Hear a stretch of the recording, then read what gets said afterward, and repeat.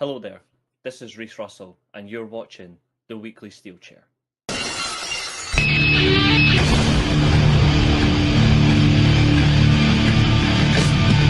my life in the box in front of me.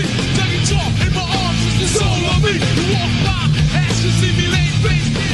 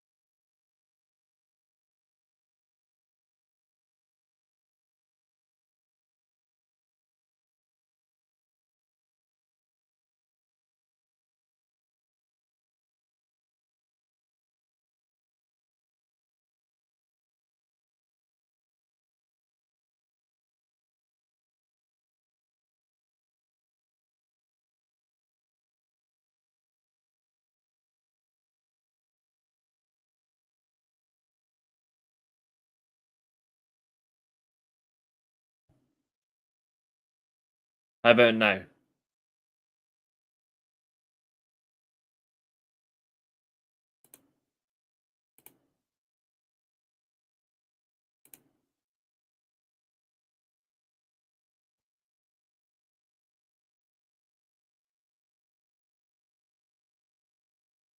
That ain't ever gonna happen.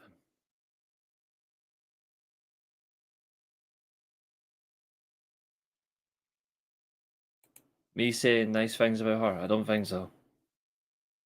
No, I was just responding to your comments, like saying like in terms of like the TV deal. In a way, yes, it's nice, it has its effect. It's the lasting image that I'm more concerned about is like the actual possibilities, the potential repercussions, all of that. That's where my mind is. And is that a good deal? Yes. Is that a nice deal? Yes. Is that a strange deal? Most definitely.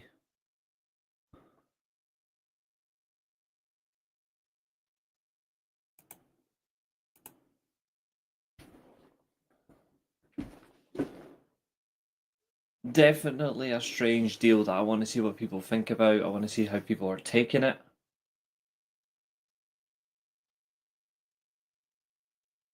And just what does people actually think about this deal? What do you actually expect? What do you want to come from it?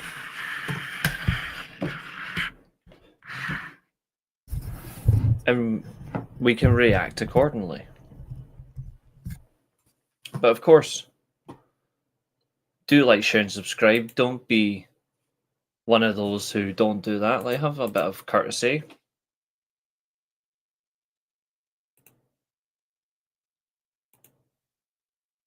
But let's build on this and let's make this something interesting. Yeah, I think it's something like that. Yeah. Tell you now. Hold on.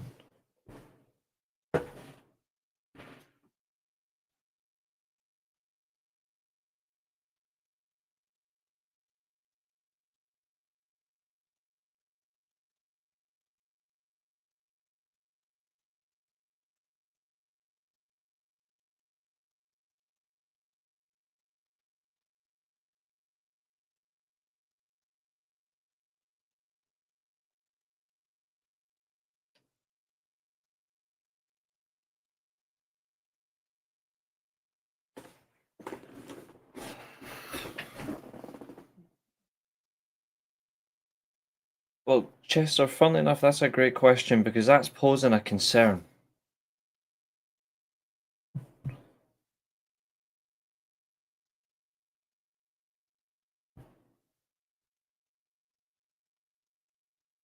I'm just not sure if it's the right network because I know about AMC. Like I know about AMC. I'm just not sure. But the slot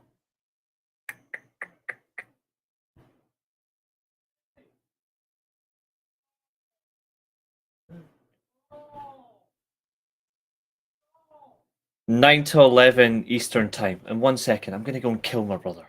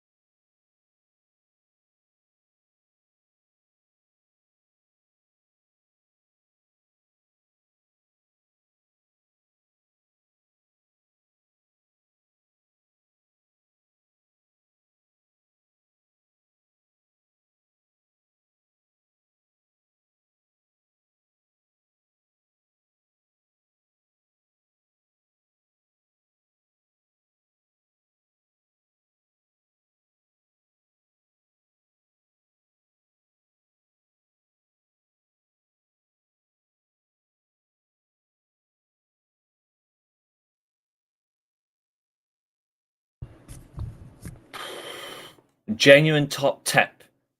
Don't have kids. And that's what I was saying to Catherine. Reports are conflicting. That's exactly what I said in our group chat. Reports are conflicting. Yes, the deal's good. Yes, the process is good. Will the partnership end? John Alba says yes. Mike Johnson says no. Quite frankly, in the best interests, they've got the TV deal. Kick WWE to the curb. I'm not saying that for my own state of mind because I'm not liking WWE at the minute. I'm thinking about it on a rational basis. You've got a TV deal.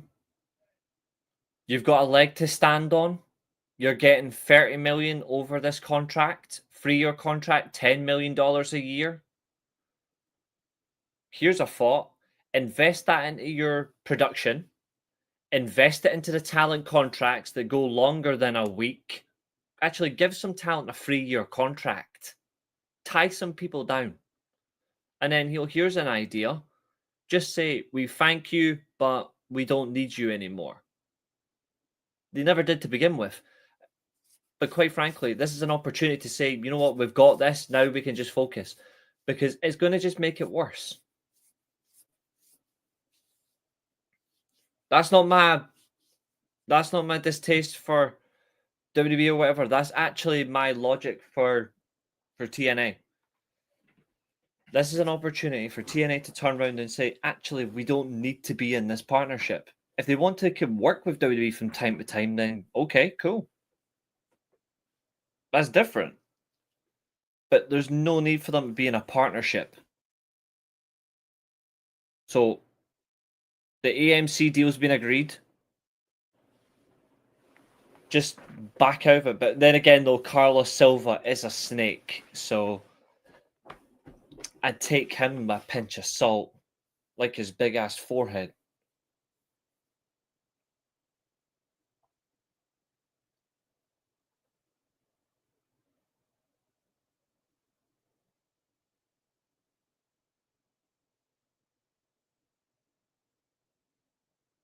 Oh, Jesus Christ, the hometown man is now tweeting it.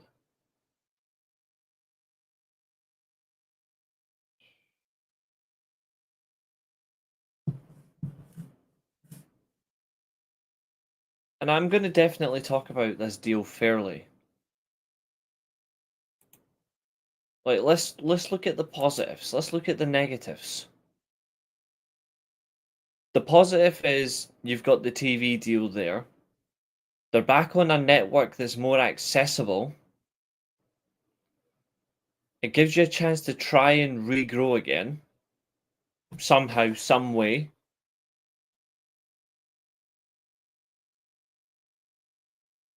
But the negatives are they're not going to get the negatives are they're not going to get that they're not going to get the credit.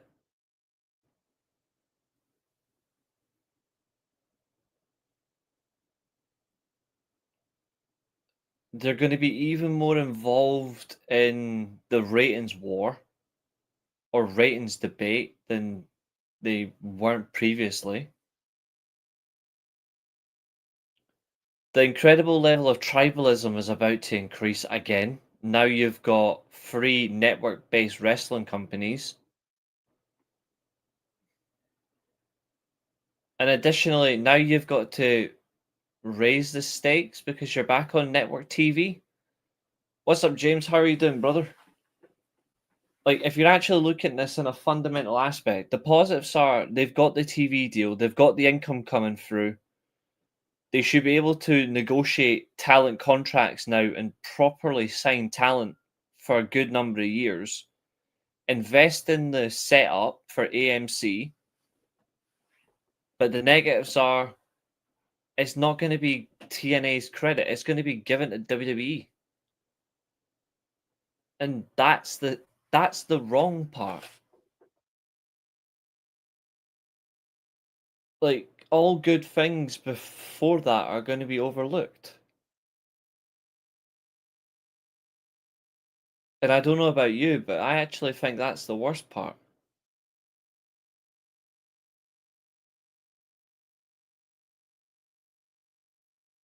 Shattered, stressed, and I feel like I've just been on a war zone.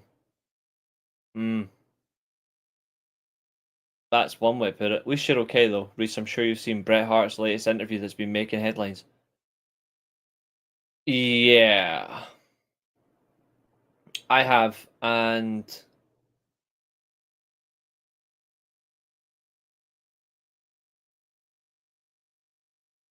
don't get me wrong, Bret Hart's the greatest wrestler of all time. But I'm starting to get very concerned for him. Like,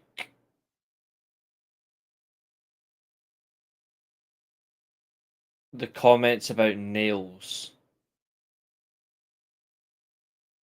Jake Roberts never passed the torch.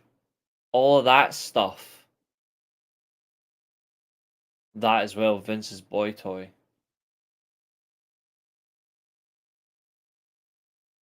Don't get me wrong, for me, Bret Hart is the greatest of all time, but now I'm starting to really, like... It's harsh to say, but I'm trying to avoid a Bret Hart interview. Because it's not the Bret Hart interview I want. I want Bret to talk about the best of the wrestling days that he had. I want him to talk about good road stories. I want him to talk about what he likes about the current version of wrestling and what he doesn't like that he would change. What he would do to make it better. I don't want Bret Hart to end up like Catherine. No offense.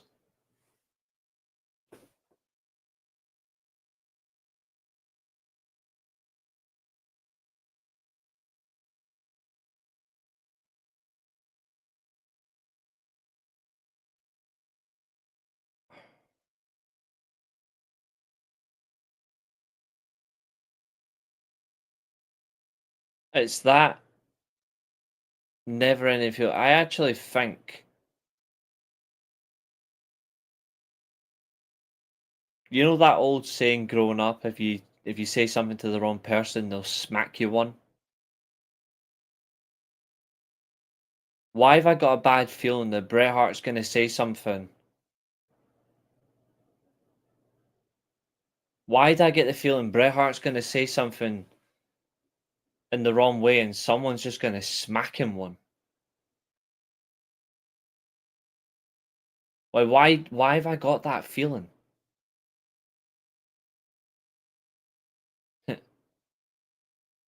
Damn, why am I catching straights today? It's not, no, Catherine, you haven't done anything wrong.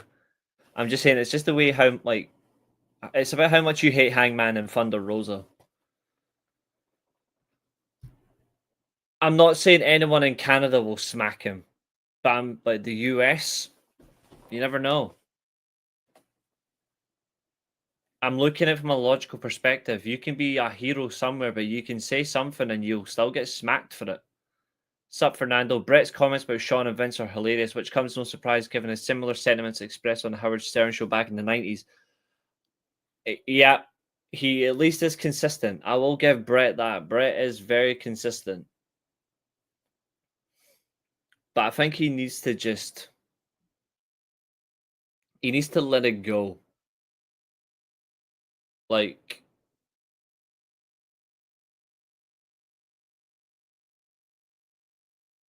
He's extremely consistent. But I'd like for him to just...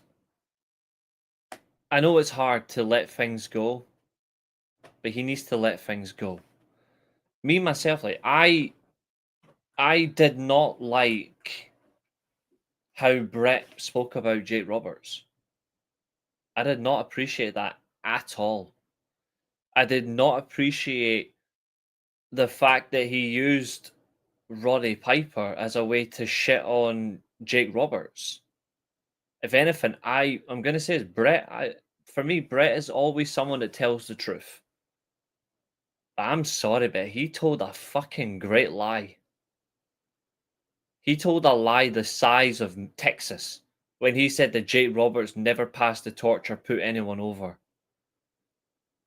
Like, that is absolute bullshit from Brett. Like, I don't know where he got that idea.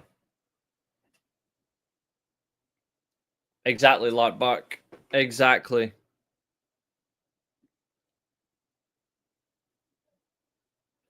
I'd love to know what gave Brett that honestly, that reason to say that, because I don't often criticize Bret Hart, but I will here. Bret is talking a pack of lies. How can he honestly say that Jake Roberts never either passed the torch or put someone over? I'm sorry, but Jake Roberts literally is the reason The Undertaker became one of the greatest.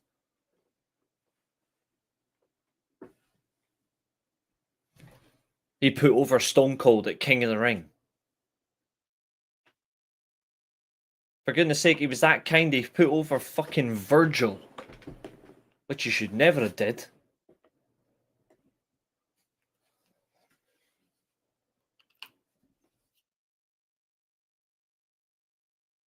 Like, yes, Roddy Piper did put over Brett.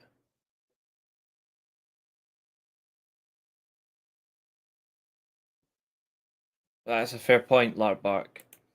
I just don't get where Brett's coming from with this. Like, this is the sort of stuff that people are going to say we don't. It's going to get to the point where someone says we don't listen anymore. Eventually, some people are going to say we don't want to listen to you anymore. Pretty sure he put Team Yokozuna over at WrestleMania 12. Yes, he did. He did. He didn't have to.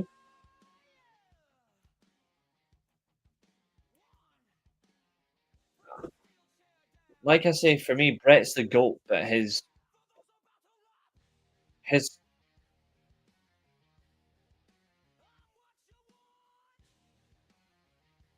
takes are getting worse.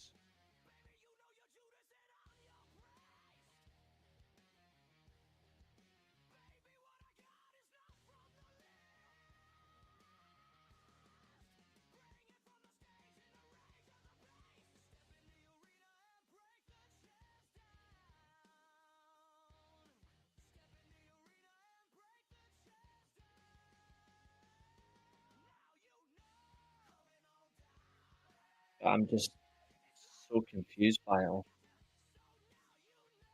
I'm so confused, and I don't see a way back. I actually don't see a way back for him. The fact that he shows so much respect to Dynamite, who is a worse human being than Jake Roberts, says a lot. Now, showing Roddy respect, absolutely, but Dynamite Kid, horrible human being.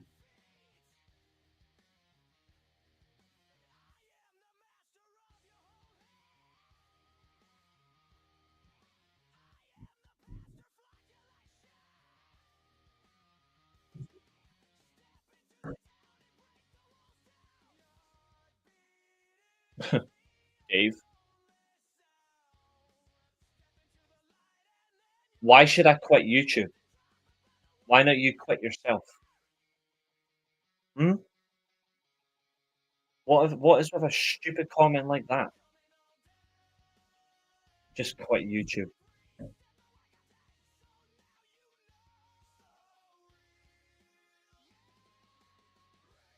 Like, go on then.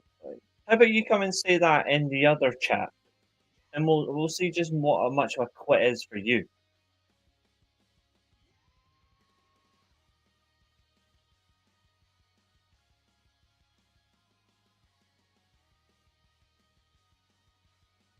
Probably is Zodiac. They're all limited intelligent fuckers over there.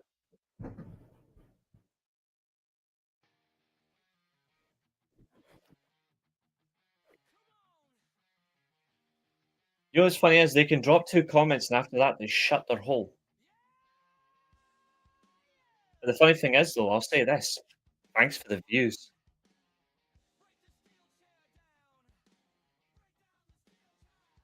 I got more passion in my fucking pinky than those lot do in their entire life. I've got more knowledge up here than they do in their entire fucking life as well. Those are the kind of people that have got nothing. Dynamite has exhibited the most despicable behaviour ever as a human being, surpassing anyone else by a significant margin. His things that he did to people cannot be called into question. on a level of just how psychotic he was. The guy was violent, he was aggressive, he was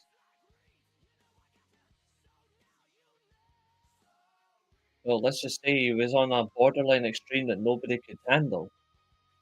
See, let's have a look at this person that wants me to quit YouTube. Hold on, let's have a look.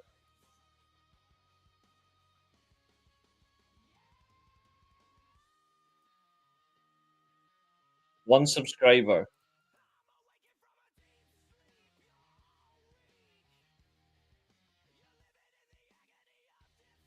I think if anyone should quit, mate, it's you. The talent we spoke to said they hoped that catering to NXT wouldn't be happening. WWE sources confirmed to Fightful Select they knew the deal was coming ahead of the announcement. Official answer.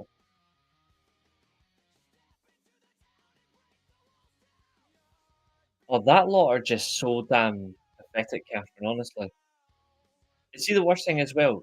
This is the worst part about 2026 like wrestling I'm not gonna like about 2026 is the same people you've commented from. Also, thanks for the 430 subscriber, but hey, I should quit YouTube, eh?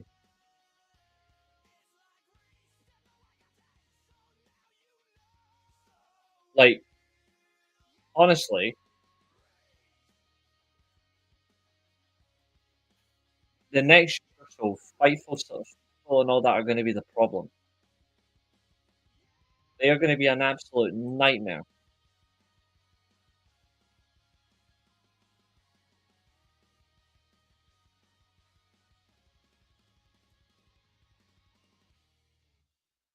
Notice how what I said Zodiac about that? Like, they make 2 comments, then they just shut their mouths? You kill them with kindness. I always win.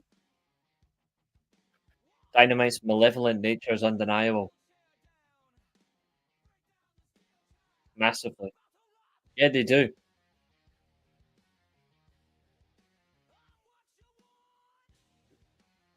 Always ignorant people like that. Ignorant people that have got no lives, no friends, probably doesn't even have a job, all over the joint.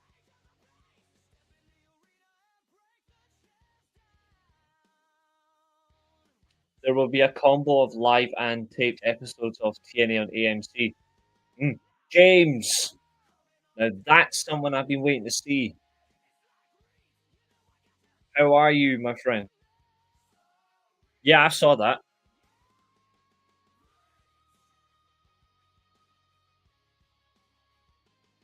I absolutely know that he said that, and I know why he said it.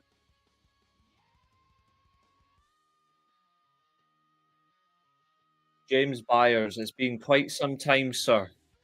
How are you?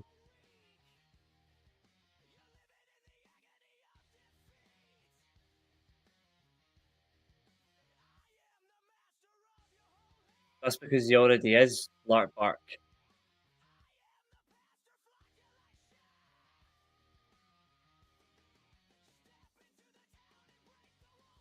Good to see you, James. It's been such a while. RSW Variety Channel.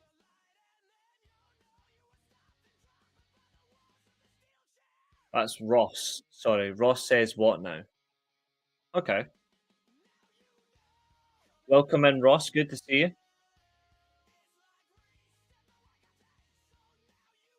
And Ross, don't get me wrong, I understand exactly where you're coming from in terms of the comment. Yeah, Lau the dog has passed away. It's a shame, of course. It's a real shame. So the AMC deal works great, but they've got to be live every week, not tape it. There's some weeks where they have to be taped though, just because of either location or if they're doing multiple shows at once, taping in advance to produce the shows. So they won't be able to do lives every week, but they will do some. I think the one major thing that TNA must do with all this investment is spend it on the production and spend it on talent contracts. The current roster they have give them long-term deals because you want to show their worth is important just as well. Their investment is key. They have got to show that. If they don't show that, what's the point? Cena versus Brett would be the draw. Hart versus Kurt would be the work. In reality, yes. The reason why he did say Brett, though, is because of Kurt. The level of similarity, the level of intensity, the level of manner they cannot go past. Whereas, at least with Cena, it's a lighter work for him. He's under contract to 2028. How much pain do you want me to go through, Catherine? Yeah, Larry died. Yeah, it's to do with that, yeah. His dog has passed away, sadly.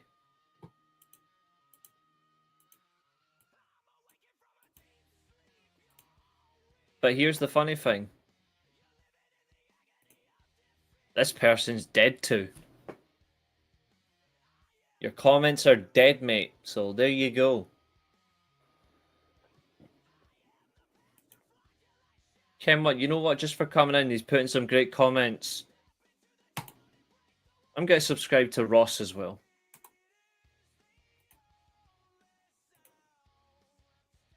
It has been. I want to see where they go from here. I really do.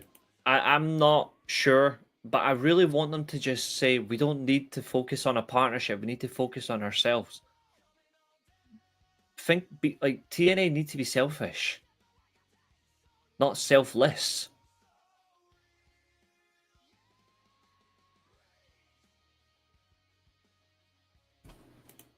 That's why you catch strays. Checkmate.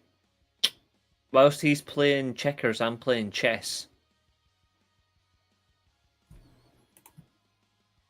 Whilst he's playing Monopoly, I'm actually making the deals. So hold that, you piece of shit. And they say don't be rude to your audience. Well, he's not my audience. He's just a cheeky bastard. And guess what? 2 comments and he fucked off. Bruh. Bitch, please.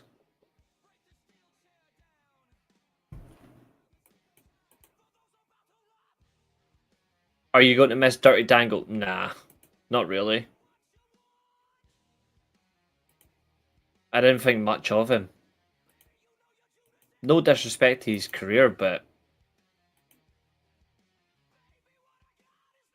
I mean, he's not really my thing, but this is what I think of that person with their 2 comments.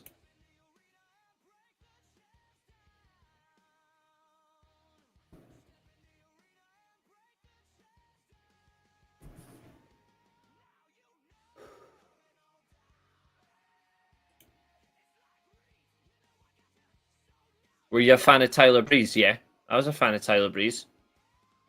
Tyler Breeze actually is, and I say this comfortably, Tyler Breeze is actually in my... He's actually my favorite NXT match ever.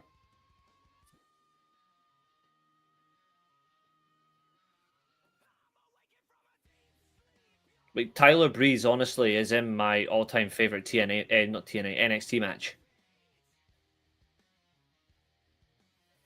Considering the talent they've had.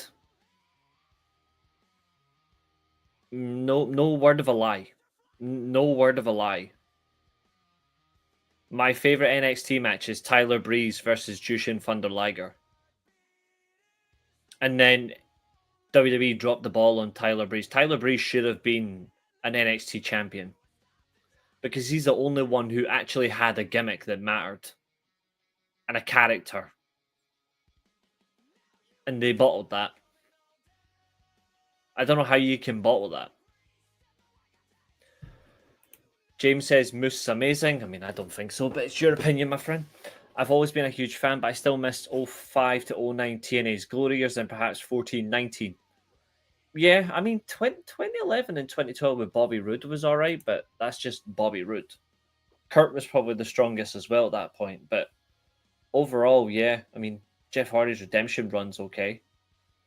But I suppose the rest of it is Meh. I think they just let themselves down. That's a great question. Why do you think Tyler did not make it big on the main roster? Honestly, I think the reason Tyler Breeze didn't make it on the main roster is because I don't think they were ready for a social media type character that actually gave them a different flavor. It seemed too much to me like instead of Tyler Breeze being himself, they tried to turn him into Zack Ryder version 2. And that hurt him because he was already his own thing. He was already unique. And then the crowd just didn't react to that in the right way. He was badly managed, Tyler Breeze. I feel sorry for him. He's actually a really underrated wrestler. Like, if you actually look at that match that he had with Liger, you would honestly think that Tyler Breeze was a wrestler for 15 plus 20 years. It was so crisp and so smooth. But it's not. Like, it was nowhere near that. Tyler Breeze, honestly, I would have had. If you'd properly translated his character to the main roster,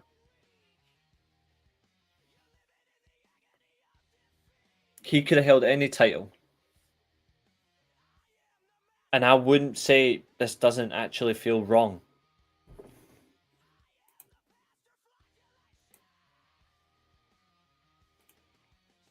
I agree. They didn't know what to do. And it's a shame because that gimmick was good. Like, that gimmick was really good. And you can tell that wasn't a Triple H gimmick. Because it had quirks about it. Like, the quirks is so good.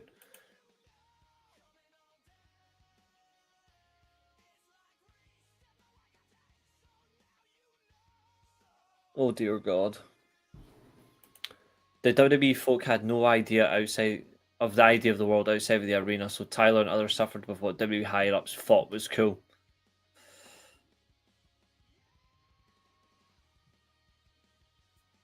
You are sadly right. And they're still the same thing, funnily enough.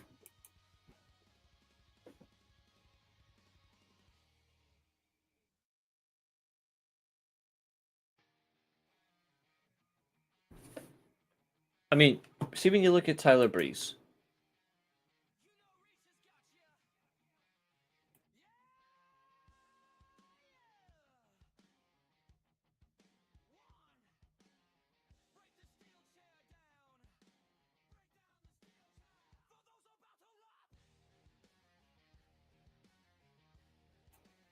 I like the TNA days when they had Kurt Angle, Samoa Joe. Yeah, it was proper. It was a proper good roster. And they had their balance. Like, it was so good.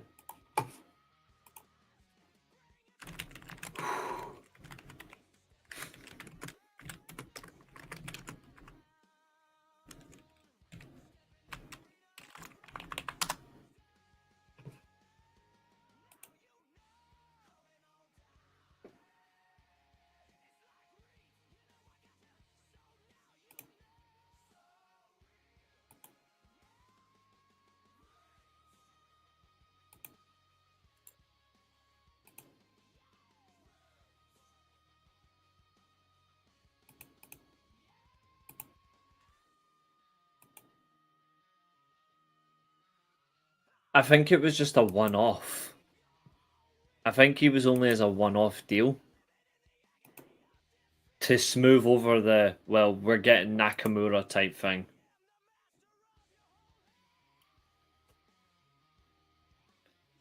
Exactly like Bark, but they don't want to accept it. I mean, just look at that as that was a match. The greatest masked wrestler of all time, who actually came in, worked with a young up and comer, and really gave it. It was so damn good. WWE also dropped the ball with Neville around the same time as Tyler Breeze. After they took the NXT title of him, they were really like,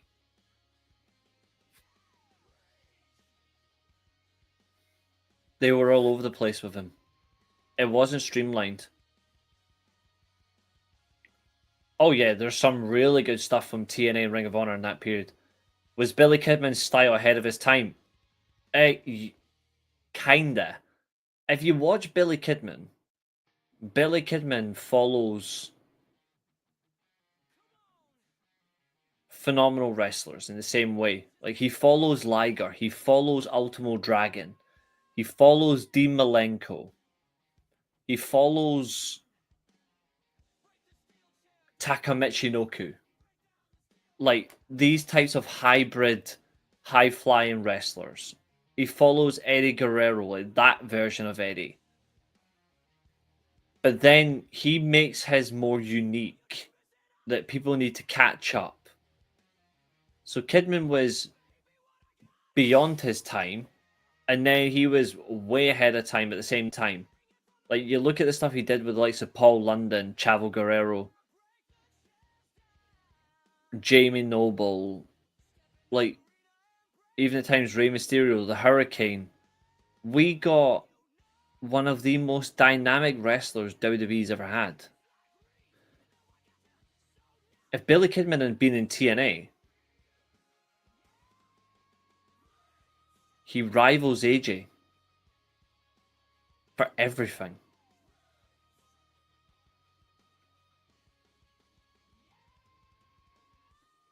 And I'm not joking with that. Even Juventud, Psychosis, he was there, but with and without them as well. Like, he nailed it. Billy Kidman, honestly, is one of the best wrestlers you'll ever see, and he doesn't get the credit he deserves. Yeah, Kevin Dunn doesn't know a damn thing.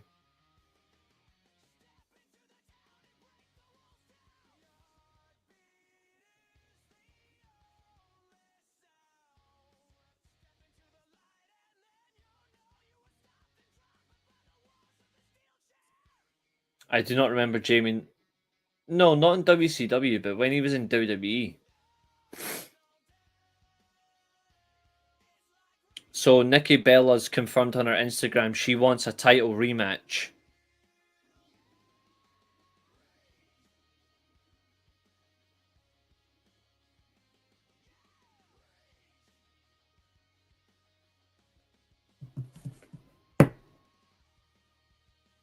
I mean, big beady eyes, Kevin Dunn.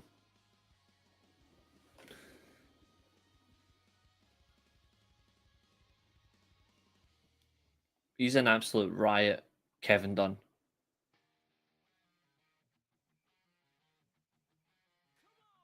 He was at the very end though, when they were closing up, but he wasn't like prominent. Like, he wasn't like there. Like, AJ Styles was just there at the very end, you know? He was nothing like special in WCW because he never got to be special. Even like Christopher Daniels was there and then was like, I'm away. Yeah, she wants a rematch. She's put on her Instagram. Can I describe one thing about Nikki Bella? Talentless plastic brat.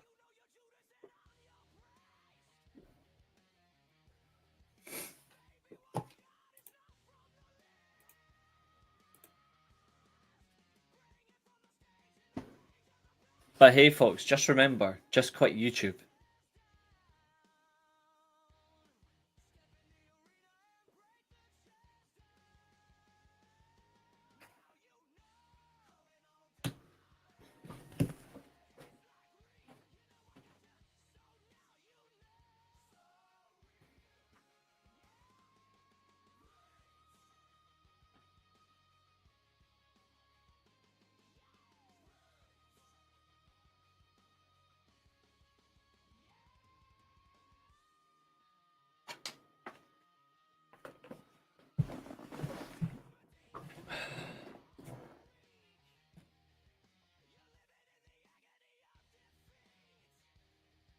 Something tells me I'm gonna be very I'm gonna be very petty tonight. Just for that one person's comments, I feel like I'm going to be very petty tonight. One person with one subscriber trying to tell me what to do is got to be the funniest thing. One absolute coffin dodger. Oh, look at that, 431 subscribers. I've got 430 more than you, mate. But hey, quit YouTube.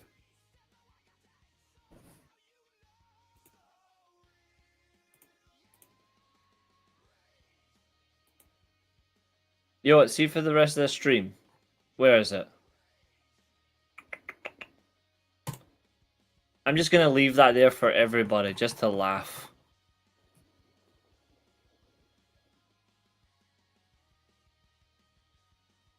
I'll take it. Everything Punk said about the Bucks and Kenny can be applied to Nikki Bella. Empty-headed fuck couldn't manage a target. To be fair, you can do another one. Hold on. Oh yeah, this. OMG, thought she was dead. LOL.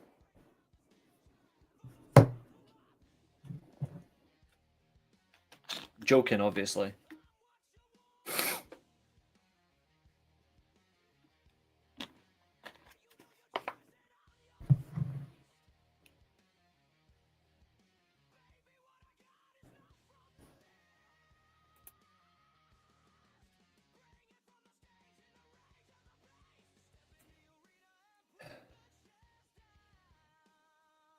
Yeah.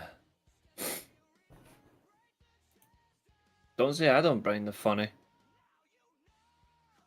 Just quit YouTube. They just say no campaign over times. Hey man, I gotta quit YouTube apparently.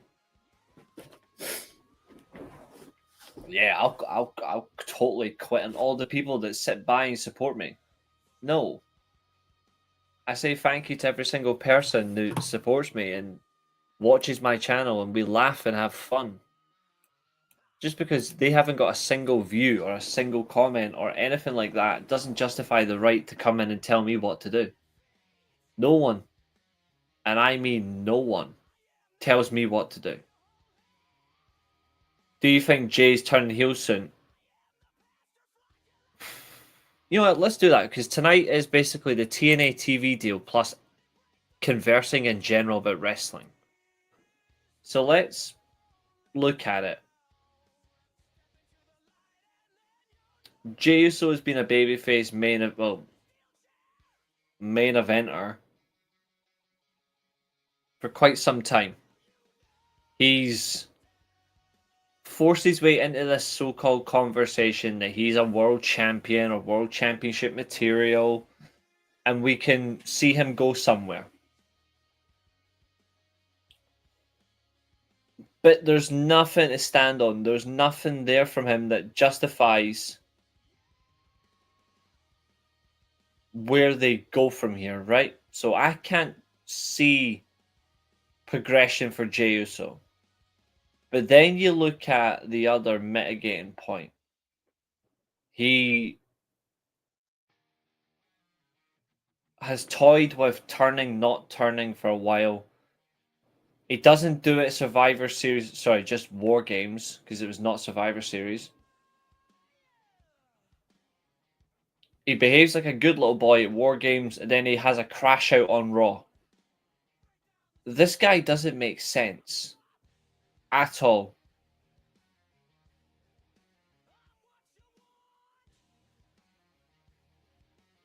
Like, does that make sense?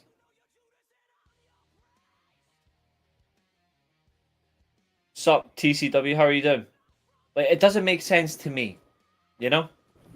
Like, I don't see any justification for it, but his crash out is just as bad. So I don't know where you go from here. I really don't. Why do some folk have multiple podcasting channels? Some people just really like their content, I suppose, or they like to branch out and do more than one thing.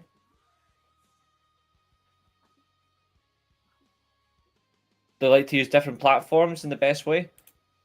Hashtag just quit YouTube. Hashtag make quitting great again.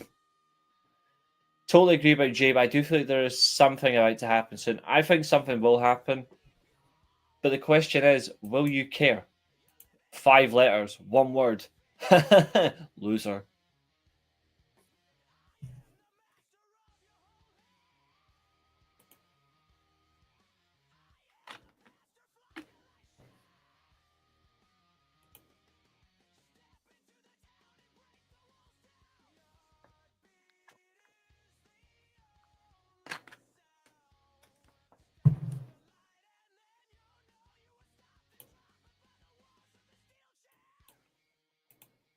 Thank God we don't yeet on this channel. I will not say those words, you twit. I will not say I quit. Ah, what a promo. Oh, that takes me back.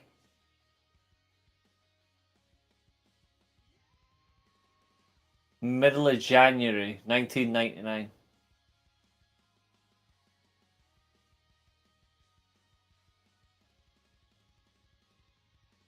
That's a memory.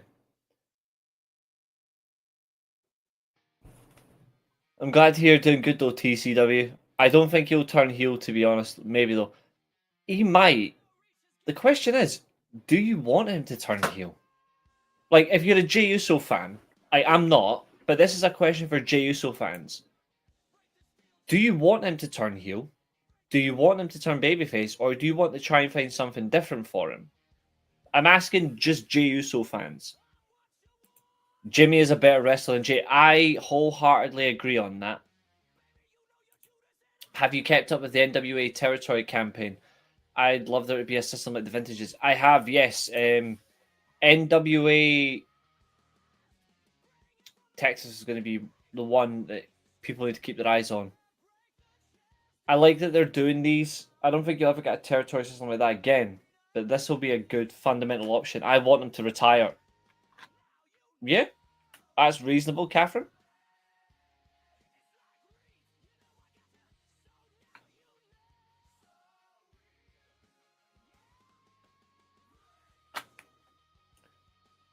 It's funny you say that. I will not say those words. You twit. I will not say I quit. Then The Rock will bash your living brains in. That it's just some of those words were just peak 1999.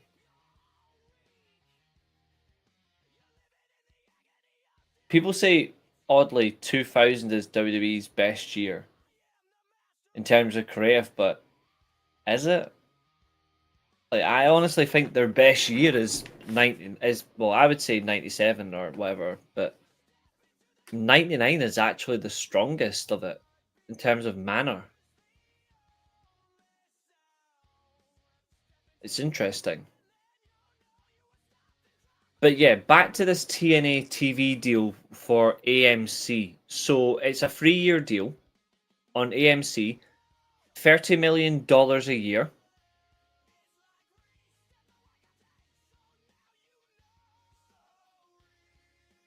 The product strength will be in the younger talent going forward. But will they invest in them long term is massive. TCW, great question. What do you think's been the best Royal Rumble? 2001.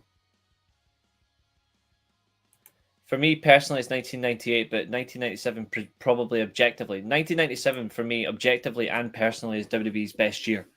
But I can see why many think it's 99. 98 is a very good year. WWE's best work is Survivor Series 1996 until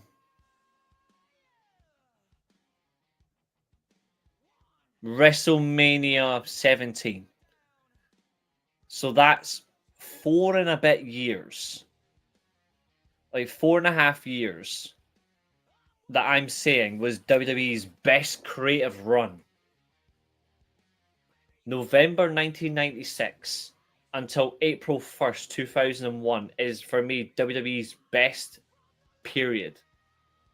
Despite Shawn Michaels' bad first run as world champion the first time, 96 still has its positives.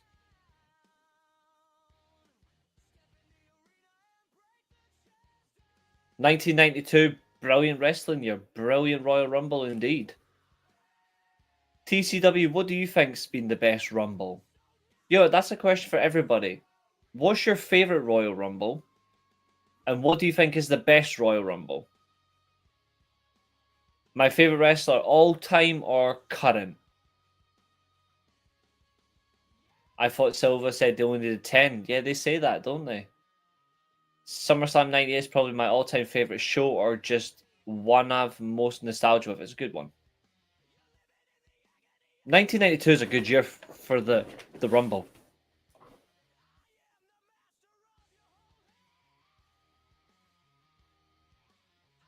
I like the 92 Royal Rumble.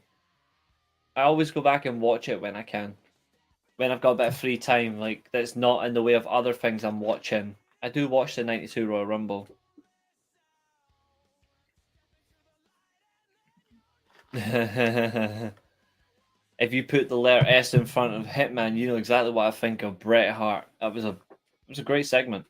I just love the way that he bullied Brian Pillman over it. Brian Pillman celebrates, and then Austin just bullies his ankles. There's loads of good ones as well. Yeah, there is. There is.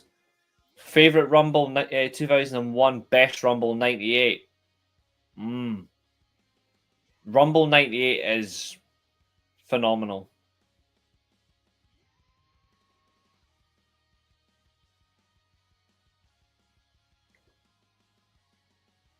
The worst Royal Rumble from anybody will be an interesting statement.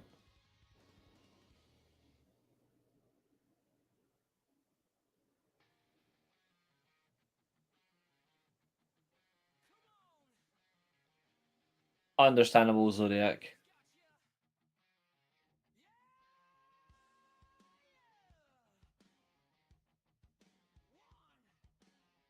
$1992 is my favourite and best. 2000 is pretty hard to beat. I love 1993 too. I have been in the Rumble for some years though. Not like the old days. Doesn't feel as excitable. Chester says my favourite Rumbles are 92, 97, 98, and 01.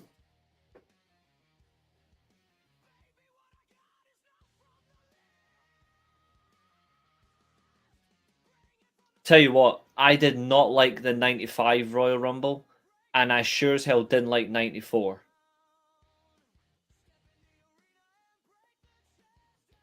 '96 Rumble only has one good match the whole show, and that's Taker versus Brett.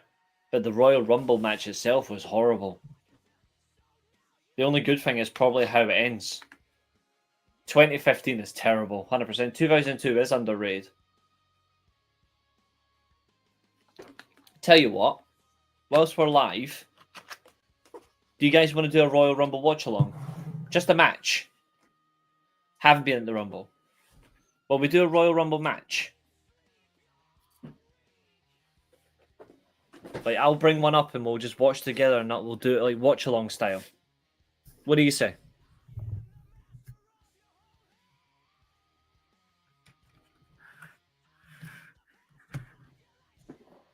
All right, then. Well, we'll do our old favorites wheel of names. Right. Right. This is what we want to do. I want you guys to pick a Rumble. Put it in the chat, and we'll put it in the wheel. Then we'll spin it and see what we get. So, start dropping Rumbles. We're only going to watch the matches, obviously. Just the like the Rumble match. That's not meant to be there. That's out the door.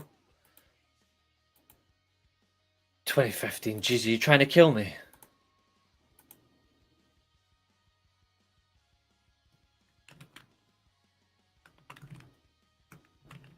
$1992. What's up, Stu? How you doing? Zodiac says 2002, 1990. You only get one. Pick one. Dory Funk in 96 Rumble was probably the most bizarre surprise that they ever had. Carlos Colon 91 was pretty sure. It was. Catherine really hates me by saying 2024. Double win, Brett and Lex Luger. Yep, I hated that because Brett should have just won it himself. Right, so Zodiac says 2002 Rumble, so I'll remove 97 unless someone else says it.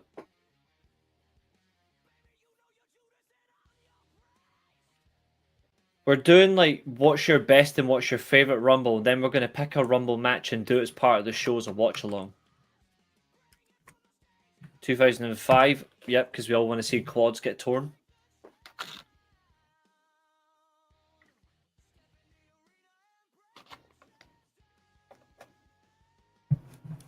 ...2011 was fairly decent due to Punk's mic and promo, and Punk wasn't too bad in the 2011 Rumble, to be fair. His strategy was smart. Oh, booger red Undertaker. 2010 Rumble was low-key a banger. The ending is probably the better part of it than anything else. Like right at the end. My favorite Rumble. What the hell is a booger red? My favorite Rumble, to be fair, is tight.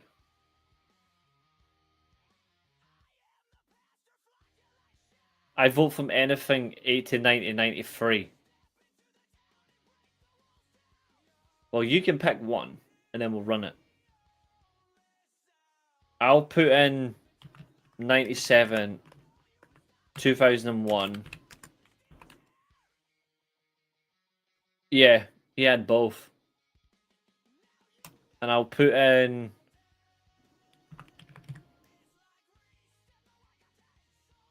I can't wait to see you back in here, my friend. I'll put in 98 and then...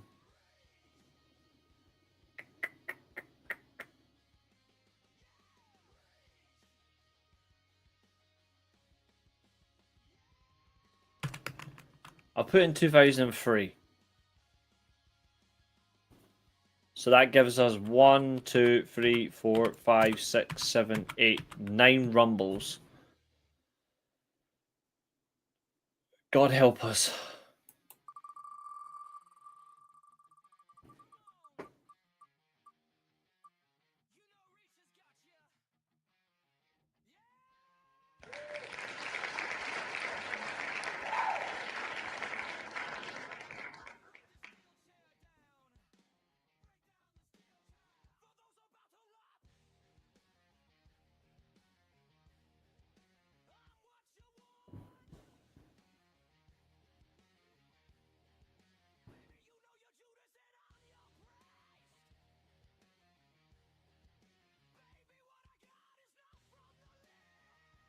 No one saw that. No one saw that.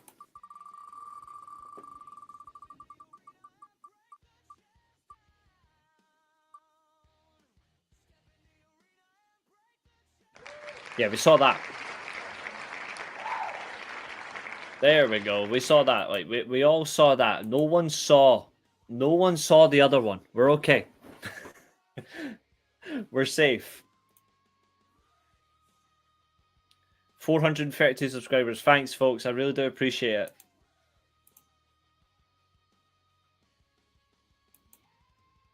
Doing an Arsene Wenger. I didn't see it exactly.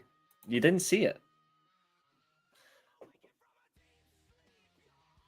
Catherine, even you don't bloody want the 2015 Royal Rumble. Right, since I've got Netflix on the PC, I'll just bring up from net on here. I'm only looking for the match.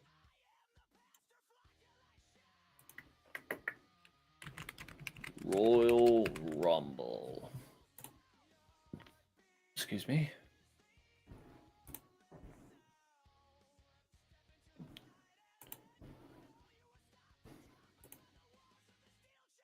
Yeah, he was at that extent. Excellent. Right, let's see if I can get the Rumble. Where is it?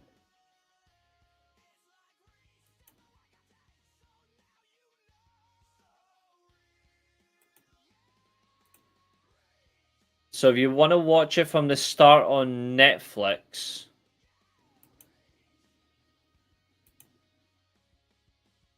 It starts on...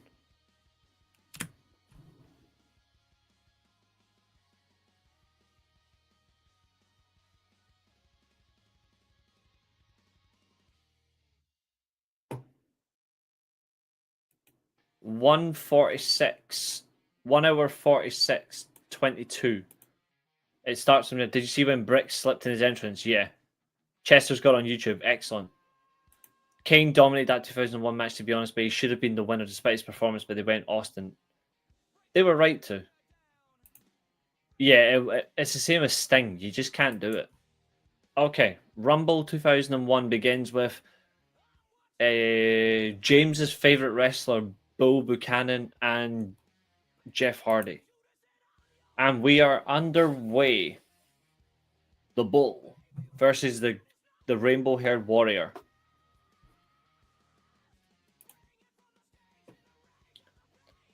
Hardy on the apron. Avoids elimination. Up to the top rope. Jumps over Bull Buchanan. Go for the bull. You don't get the horns. You just get a bald head.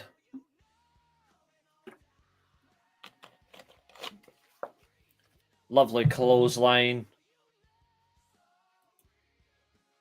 Rikishi obviously is number... The fact that that fat ass gets number 30 was just embarrassing. It's on YouTube. I was like, you know what? Since I've got Netflix, I may as well put Netflix to some use. They're getting rid of the Big Bang Theory on Netflix soon, and they're getting rid of Friends as well, which is wild. In the corner, Bull Buchanan laying in the shots. Not drinking any, but he's laying some in. Jeff Hardy on the rebound.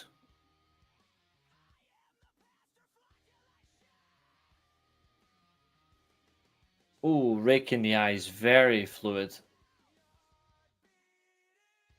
And a right hand straight to the face.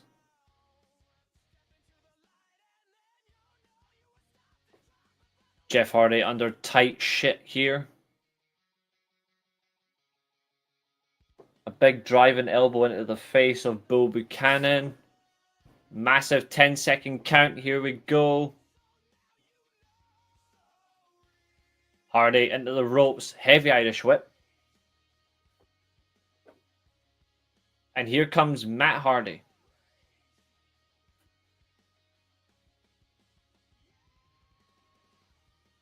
Advantage Brothers. Irish whip reversed. Ducks under. Time for a little bit of poetry in motion. And there goes Bull Buchanan. Over the top rope. Referee Theodore Long probably saying to it, in the few years, I'm going to blame you for everything. Oh yeah, he does. That's something I wanted to say, actually. I did not like Theodore Long's hate everything the white man does gimmick.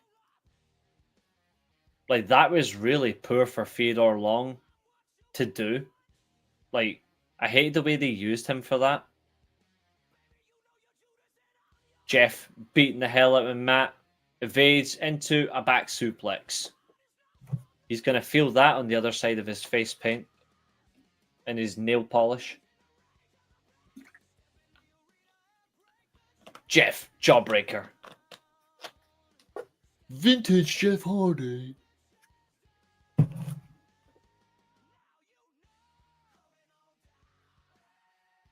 Exactly, which is just wrong. Jeff trying to eliminate Matt. Matt's holding on well, trying to wrap his legs around Jeff.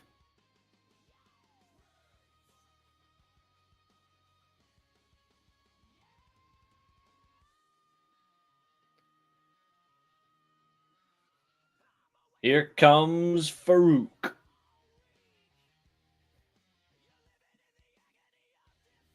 Irish whip. Big clothesline. Knocking both Hardy Boys down. The former NWA's and Beauty of the World Heavyweight Champion of WCW.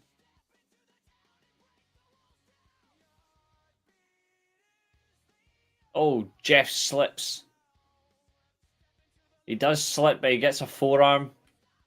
Thoughts on Dominic versus Cena? Could have been so much better.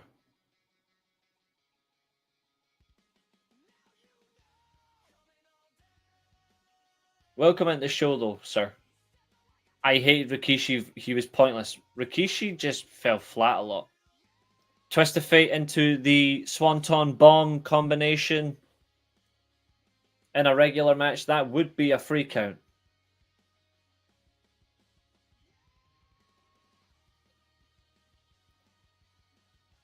It's 5-3 now. Manchester City versus Fulham. What the hell? What's this?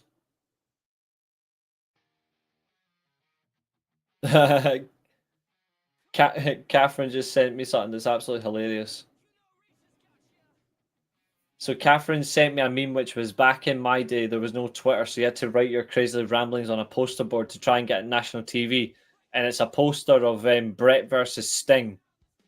And it's Destiny's Child and TLC are lesbians. Love it. Here comes Drew Carey.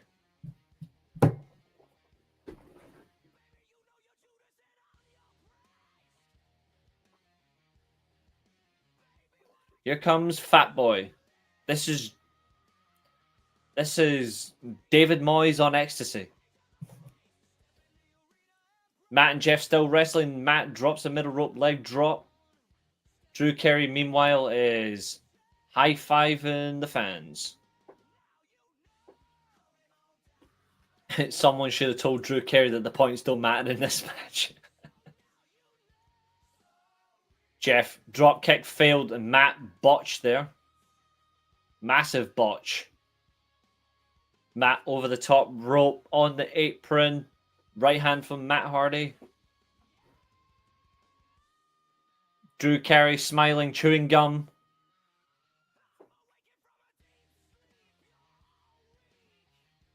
Just look at him. He's thinking there. I wonder how long it'll take before I get on Law and Order.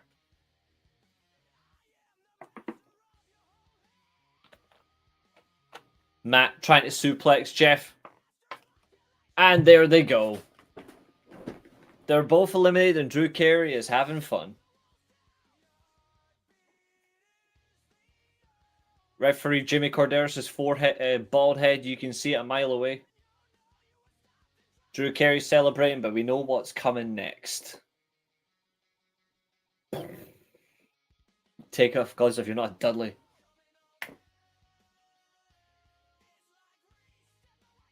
Here comes Kane from the plane. He's insane because he feels no pain. And Drew Carey's going, guy's a psycho. I just love Drew Carey does the best thing any Rumble participant should do when a super heavyweight comes in. He's like, come back, save me. He will definitely walk through Hellfire and Brimstone. At least you get Jim Ross's commentary on this and not fucking Michael Cole's voiceovers.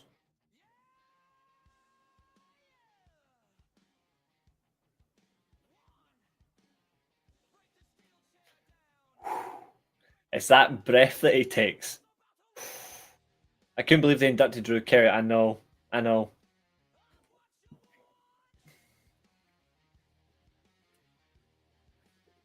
It's just that wave.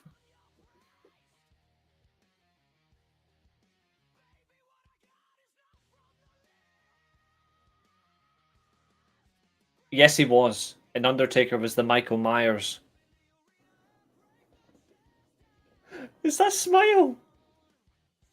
Oh.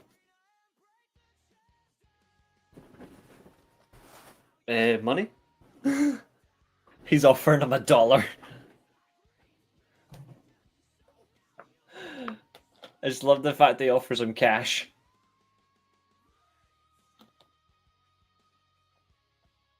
Here comes Raven. Oh, if Everton scored.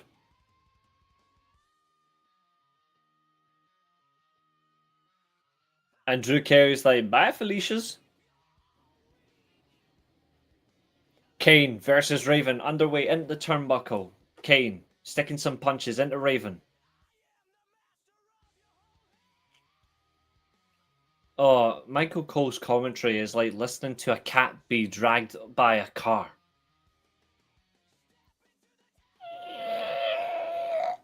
That screech.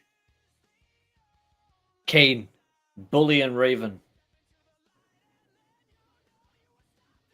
Feet up from Raven, goes, charged at Kane. There's a bad sidewalk slam. Raven outside the ring, going for some weapons. There's a fire extinguisher. That's one way to explode. It's becoming a hardcore match. Oh, here's Al Snow.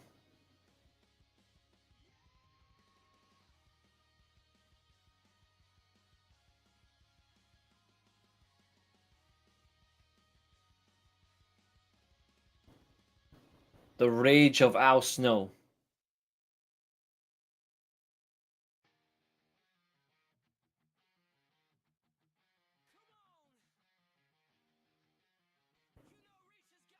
Literally.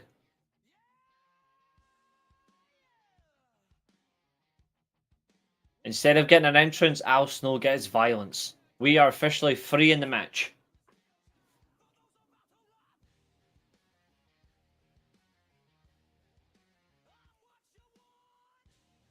Al Snow whipping Kane like a government mule.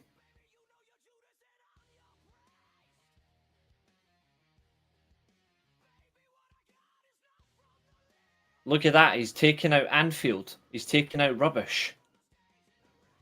Oh, bowling ball.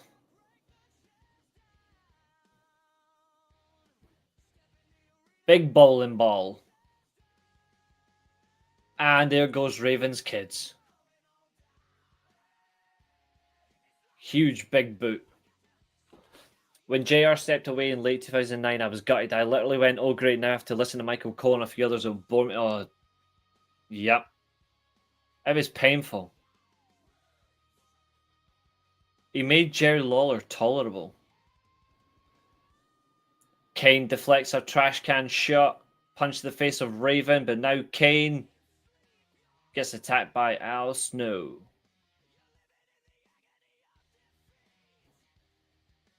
Unprotected shots.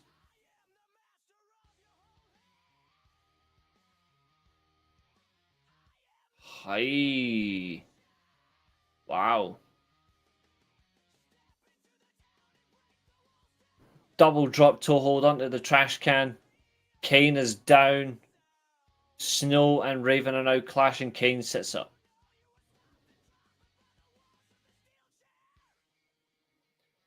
Here comes Moppy. Sorry, it's Perry Saturn without Moppy. It's what you were saying?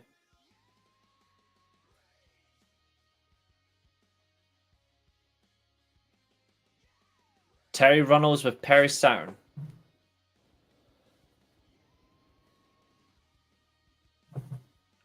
Of course, Jerry Lawler with his puppies. Prick. Perry Saturn definitely tried to be superstar Billy Graham the way he looked. It was so embarrassing. Saturn with a lovely spinning heel hook.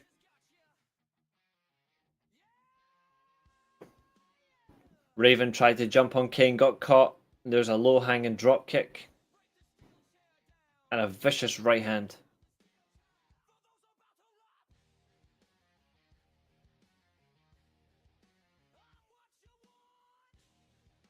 Military press. Gorilla slam. And there's Al Snow going for a sleeper hold. Fails. Raven's turn. He can't get up.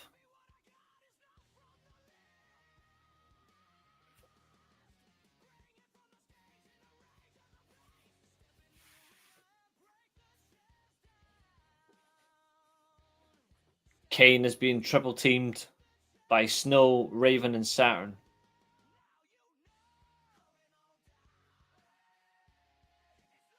Our next entrant.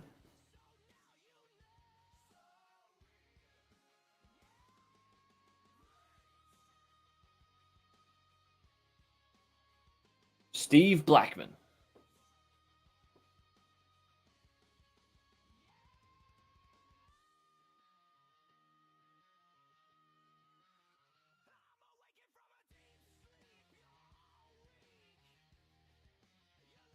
Blackman, like a trained fighter in the midst of weaponry.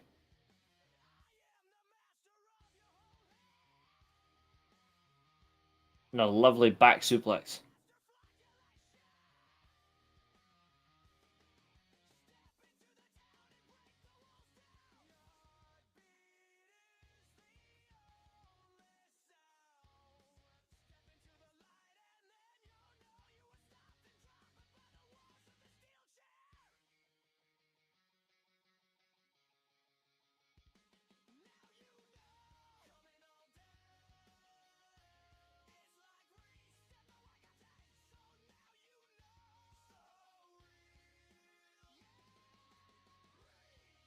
Blackman, Saturn trying to take out Kane. Meanwhile, Al Snow spinning heel kick on Raven.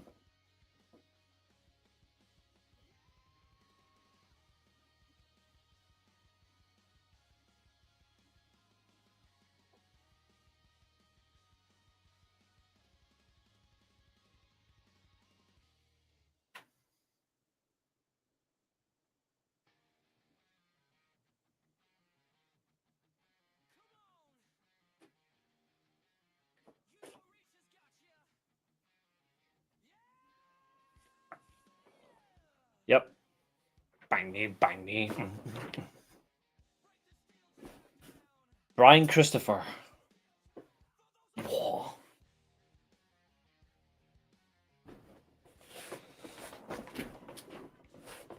Violence and gruesome. Just funky Brian Christopher.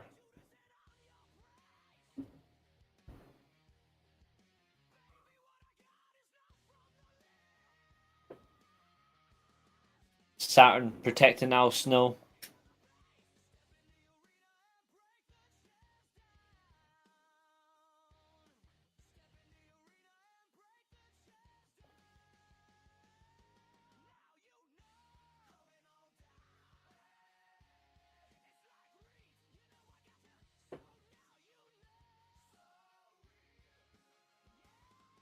Nunchucks.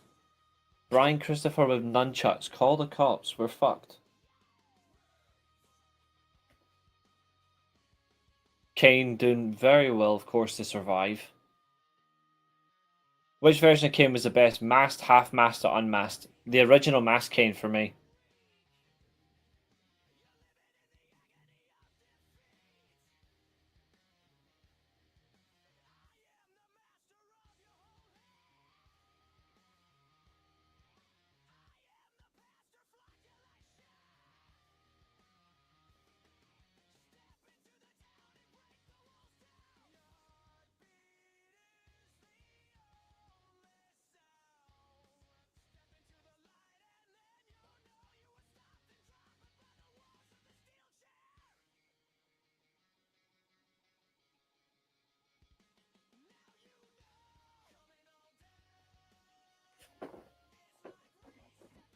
Here comes James' favorite wrestler.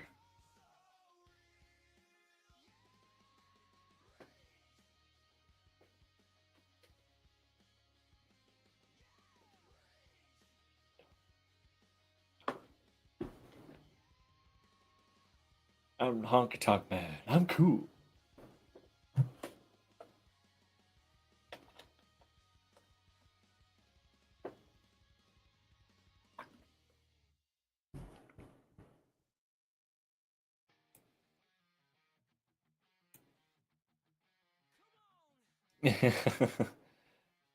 He was such a he was a bad wrestler, but he was a very good heel.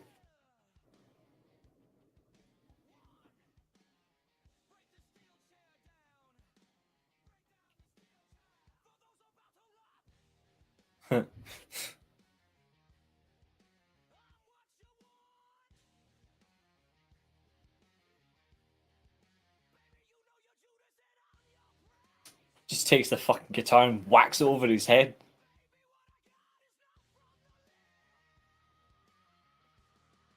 Kane was sitting there going, can I just shoot this guy with pyro?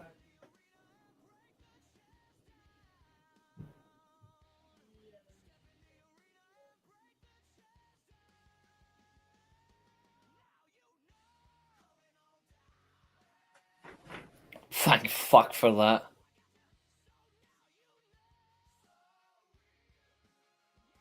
Kane's like, no, mate.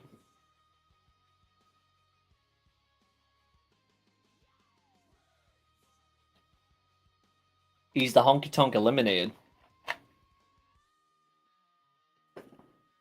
Here comes a real wrestler. Here comes The Rock, number 13. I know his entrant off by heart. Here we go.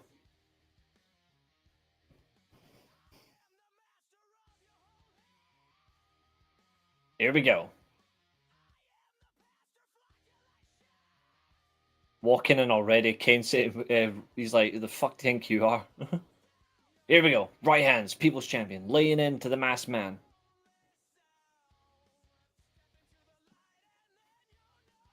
The Rock's laying the smack whilst Jerry Lawler is taking smack.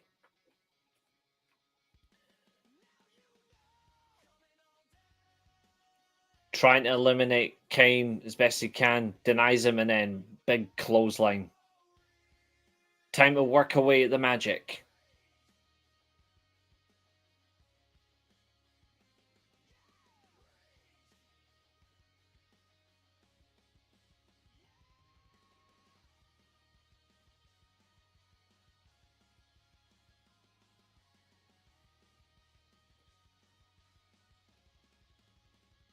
Kane dropping in these right hand punches. Oh yeah, he does. I hate the fact that Jay just steals his moves. Irish whip. Clothesline again on the Rock on the trapezium. Knocks him down.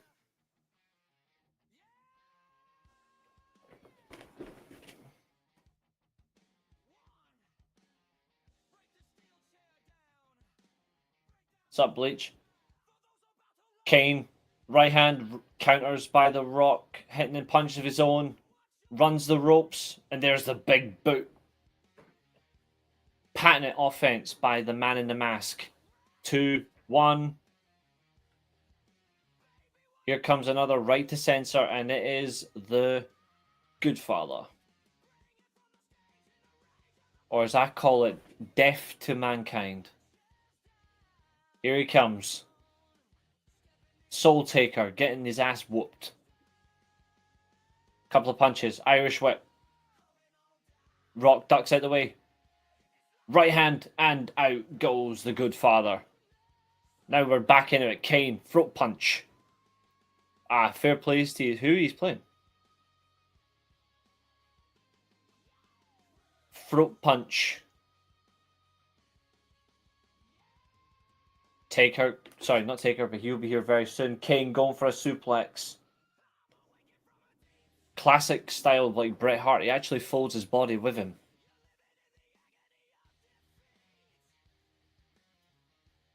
Kane, a legal choke and a rumble, legal. Katie Vick watching going, okay. Away at Bournemouth. Ooh. That's a big one for you, mate. Fair play.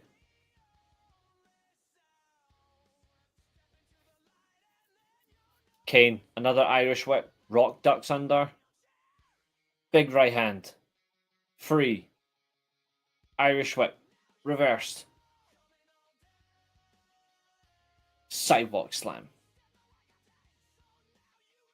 8, 7, 6, 5, 4, 3, 2, 1.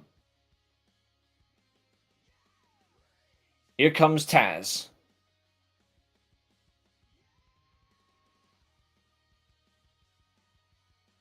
Doesn't last long. Taz up on the turnbuckle. And there goes Taz.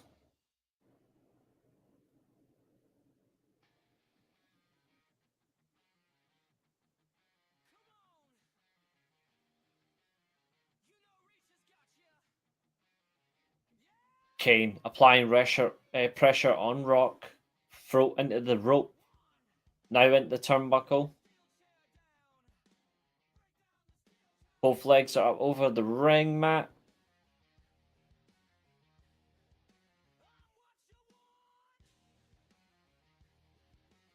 Rock defend himself against Kane.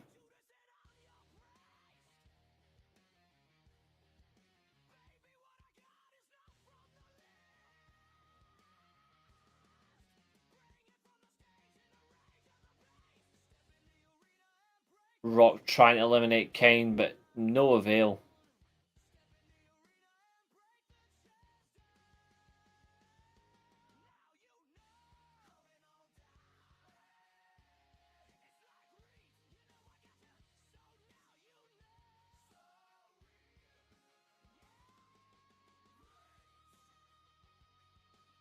Is that a Taz replay? What the fuck? There we go. I don't want that. Rock went for an Irish whip. Kane runs back. Samoan drop. 5, 4, 3, 2, 1. The second member of the Acolytes. Here comes Bradshaw.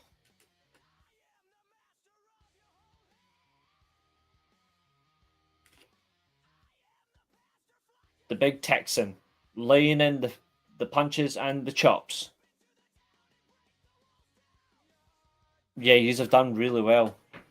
We've got a tough game on Thursday. Double Irish whip. Rock suplex, clotheslines to Kane, attempt a suplex, but then Bradshaw goes, no, hits a clothesline from hell. Bradshaw, straight right hand to Kane.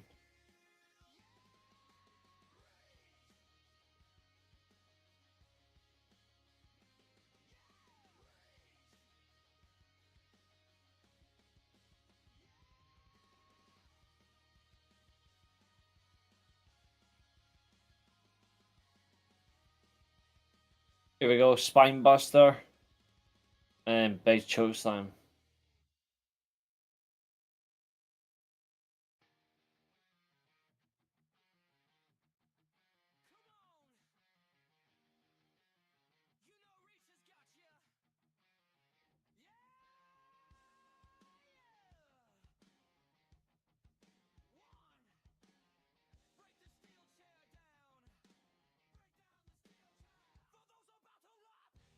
That radiator is killing me.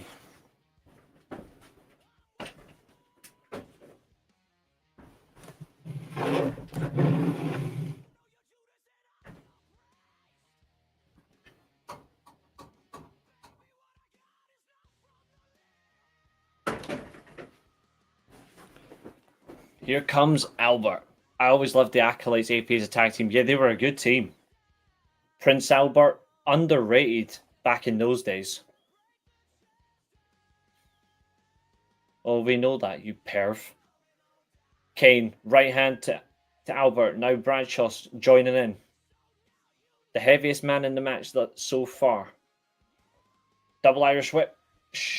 Double shoulder tackle. And then Kane hits a clothesline receipt on Bradshaw.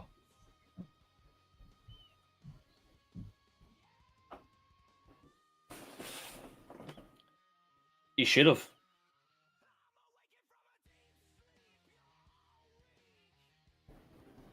Bradshaw hanging over the ropes, in trouble. Rock in danger of being eliminated too.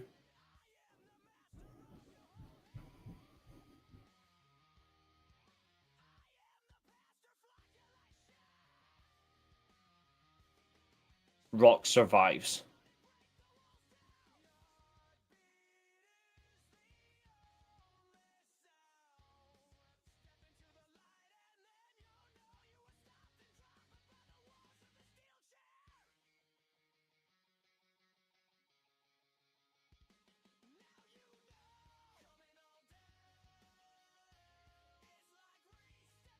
Bradshaw working Albert. Irish whip. Big boot to Albert.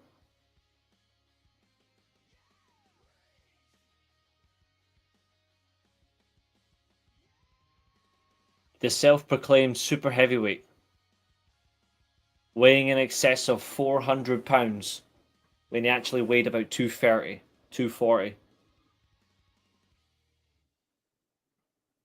Kane going after Hardcore. There's a derailer.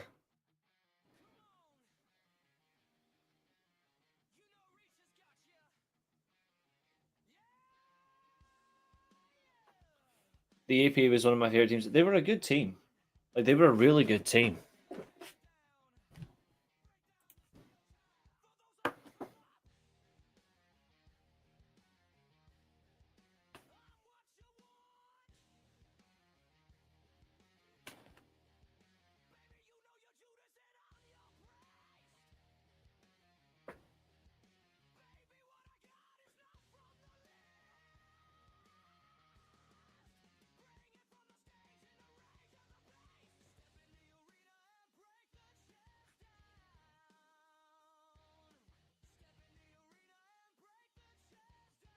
"5-4" is a crazy scoreline.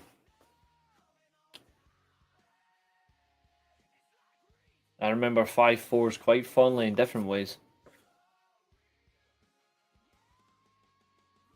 The ring is piling up. We have 5 men in the ring. Bradshaw, strong Irish whip on the Rock, but there's a rebound clothesline.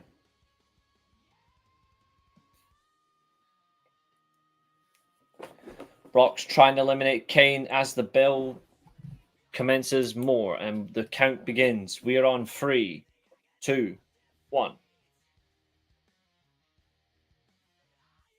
Here comes Ron Killings, K-Quick.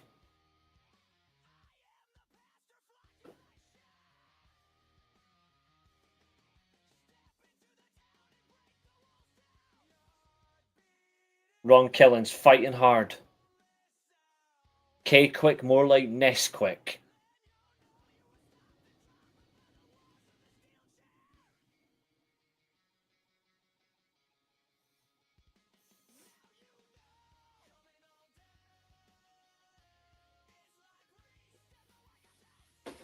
Albert with more piercings than relationships, smashing in.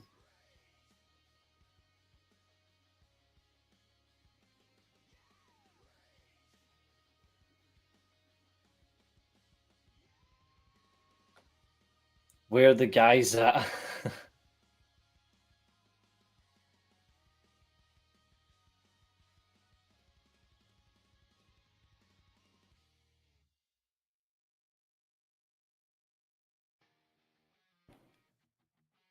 Rock trying to eliminate K-Quick.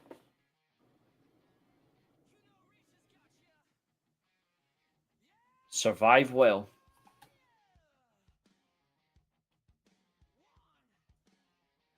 Bradshaw going for the power bomb. Yes. Hardcore Hollow gets drilled the same. Albert going after Rock.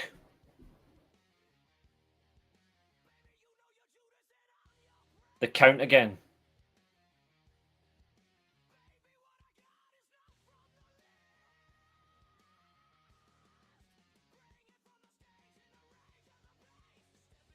Here comes Val Venus, or Chief Morley, as Biatch Bischoff once called him. Chief Morley with the knee strikes. A spine buster.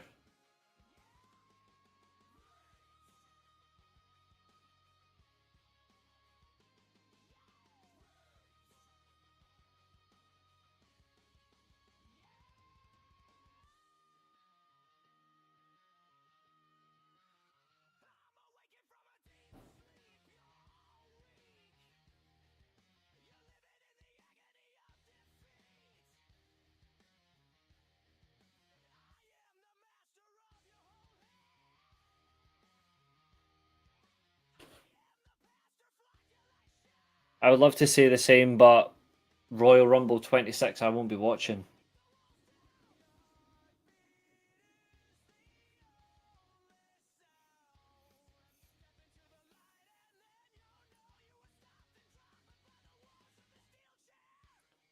Yep. 20 men have entered, 10 to go.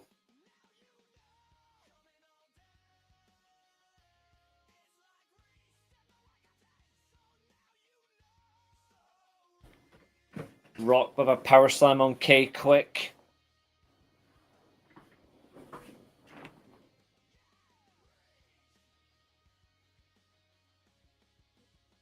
Next entrant incoming.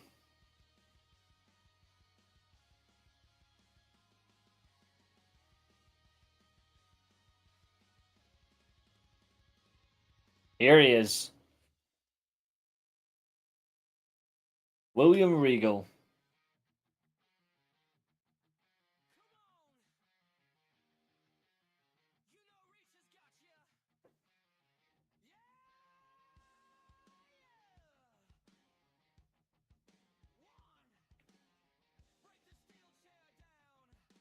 Regal with a beautiful spinning back suplex on K Quick. Now going after Bradshaw.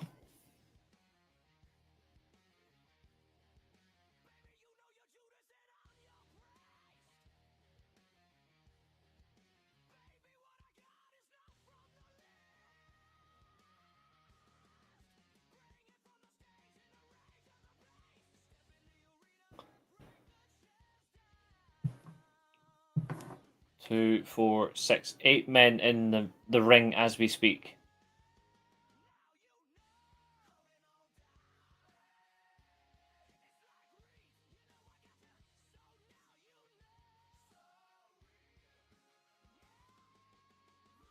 Venus trying to eliminate the Rock, gets a kick in the gut and a short arm clothesline.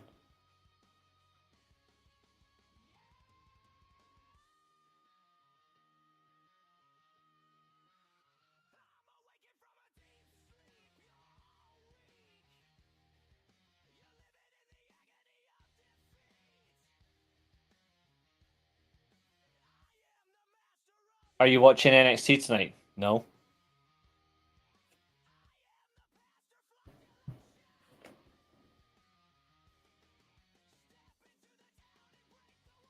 Here comes Test.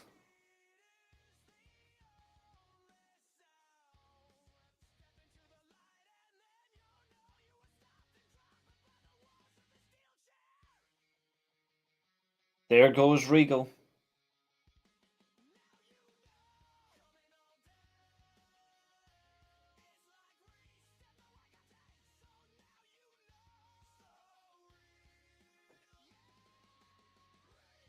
Test attacking Albert. We never got a payoff for their split, by the way. I just realised that.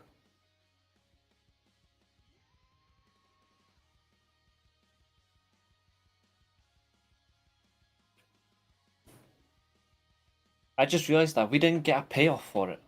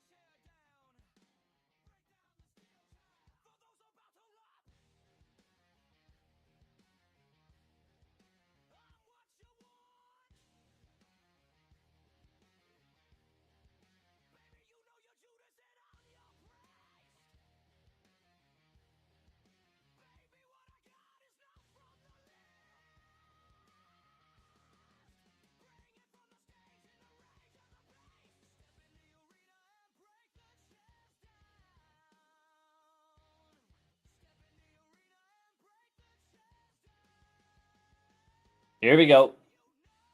It's the big slow.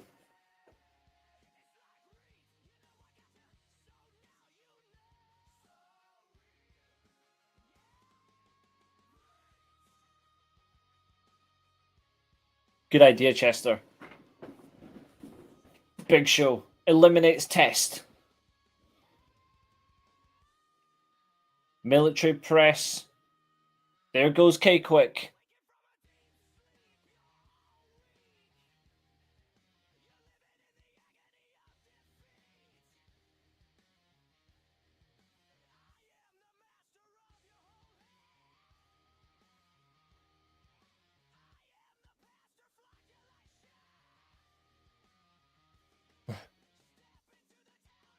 Big Show.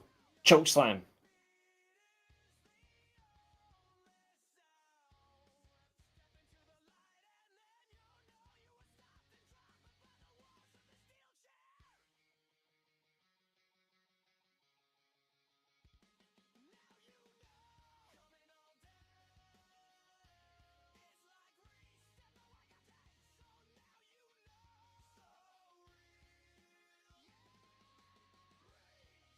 Rock's in trouble. Oh, right in the slows.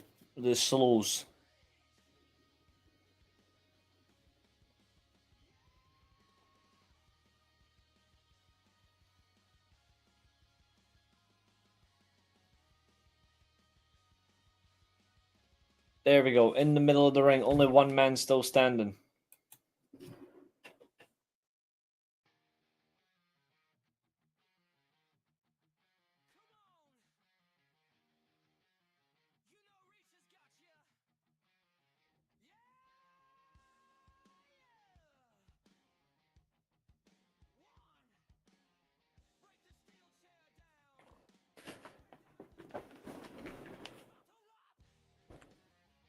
Somebody got a haircut. Quite literally.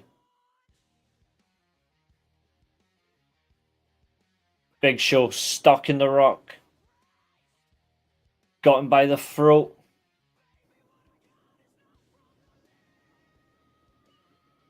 And he's out.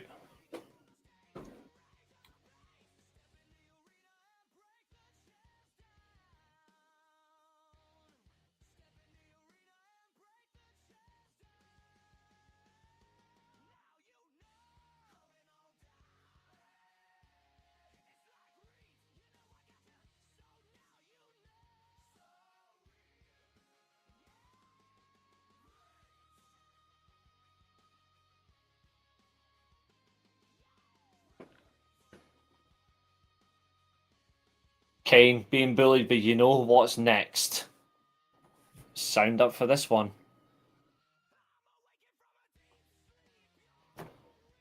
The count's about to go.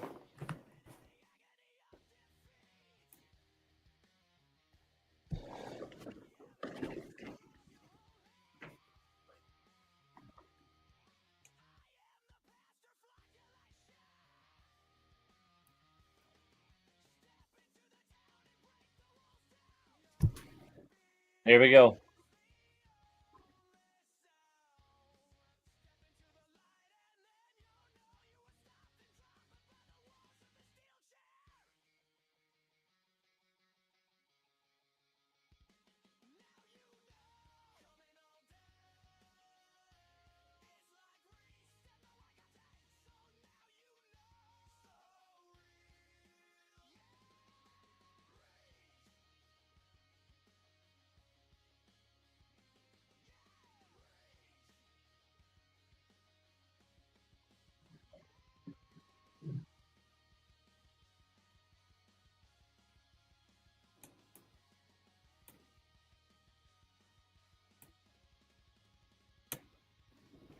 Business has indeed picked up. Undertaker and Kane in the Rumble.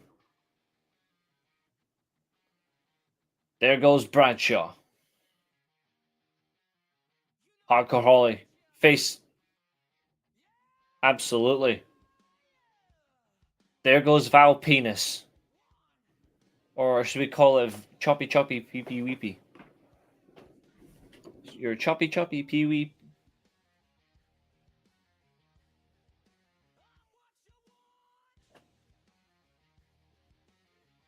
Taker and Kane staring down. Will they come eye to eye?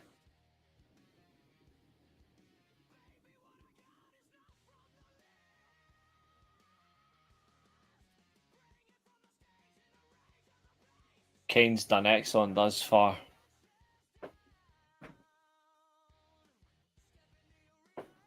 My yard, my foot, your ass. 6, 5, 4, 3, 2. Push Scotty too hotty.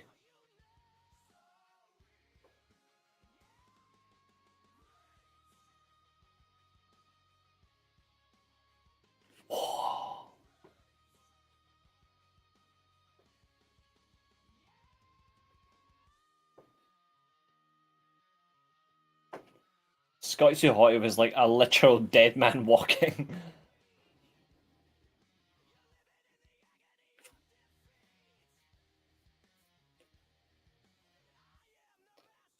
Well, you know what they say, murder comes in twos.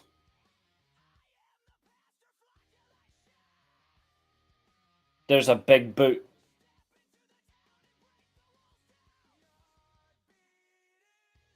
And a one-arm scoop slam.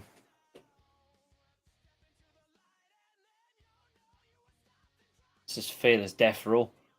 Taker, right hand. Kane, left hand. Double choke slam. But hey, quit YouTube.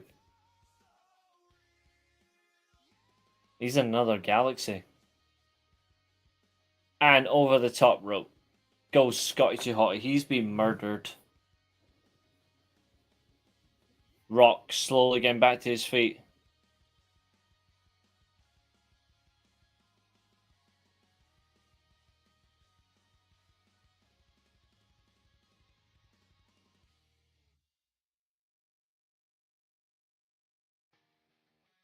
Here comes Stone Cold.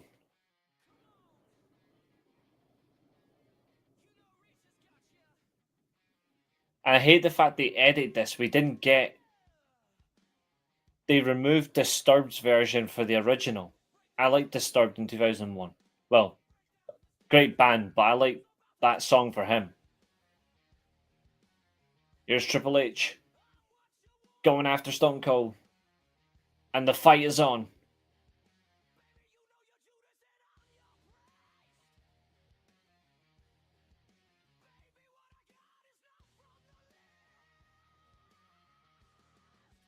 And the Rock's in.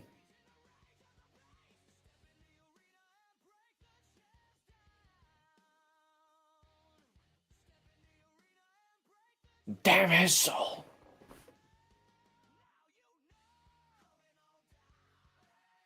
Turnaround is fair play. Taker and Kane bullying the Rock in the middle of the ring.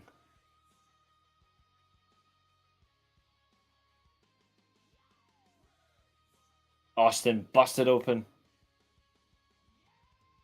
She's got no riz. She's fucking ugly. She looks like a Doug's arse.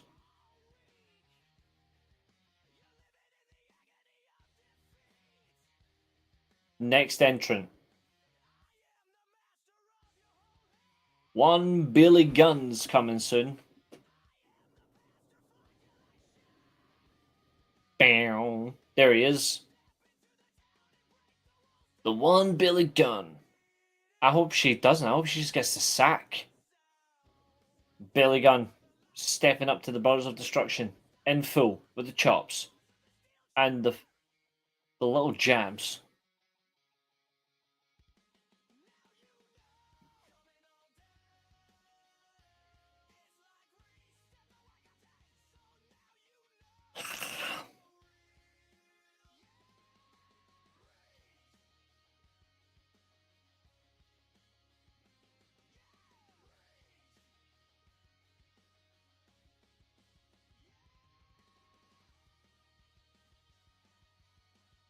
When I watched this in 2001, that blood, I was 4 years old when this well, I was turning 4.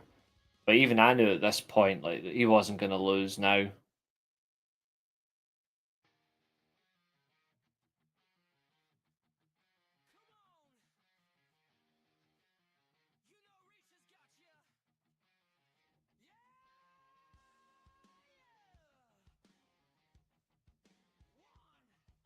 Pistons fire from the Rock.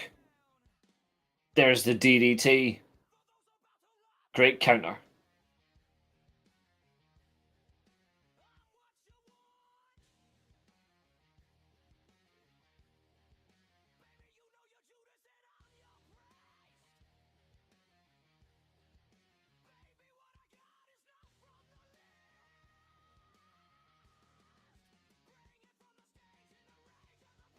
Ooh, no bleach. No. Here comes Haku. The scariest man in wrestling.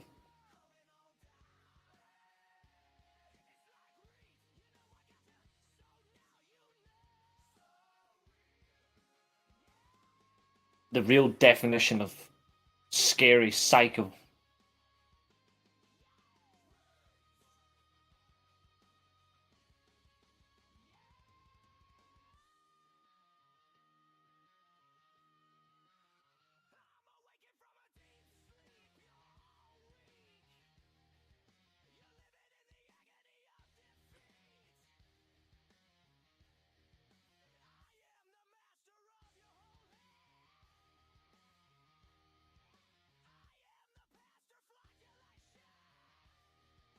Taker and Kane trying to take out Haku, but he's holding firm.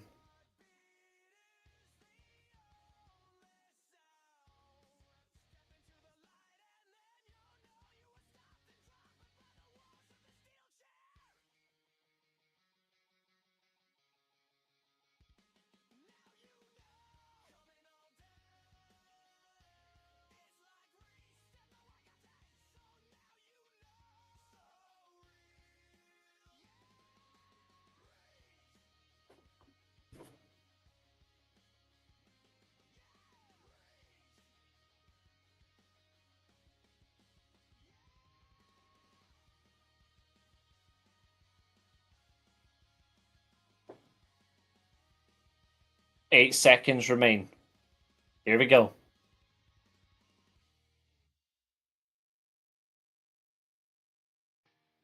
It's Rikishi. I'm a bad man.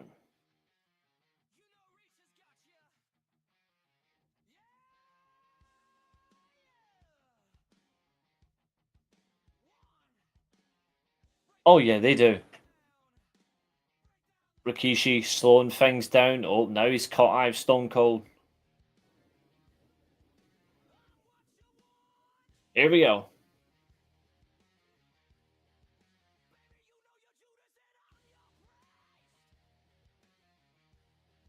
Austin going after Rikishi, holding firm, and he's in.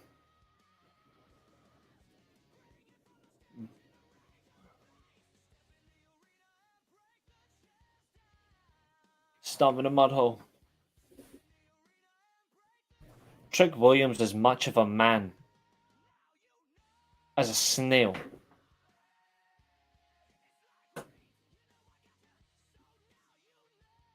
There goes Haku.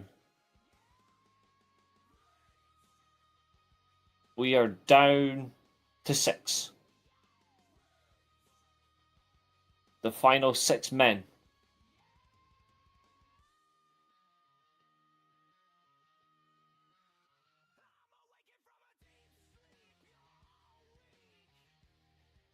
Taker trying to chokeslam Rikishi.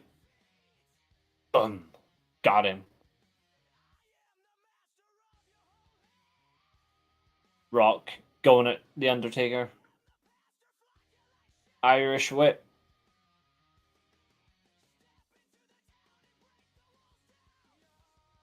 He is not eliminated yet.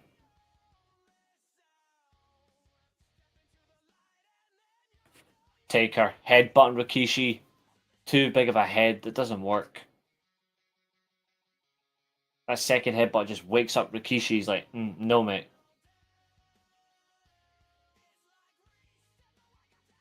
And there he goes.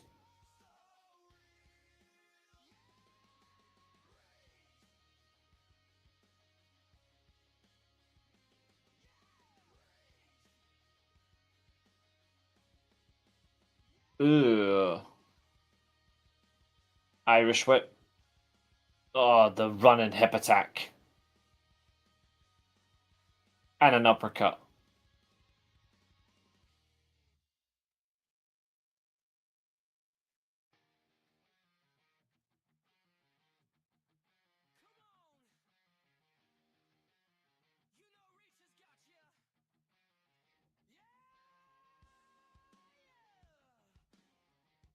Those two cheeks being exposed.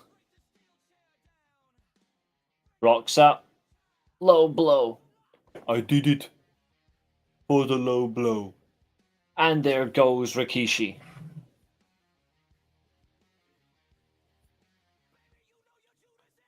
And Taker is gone.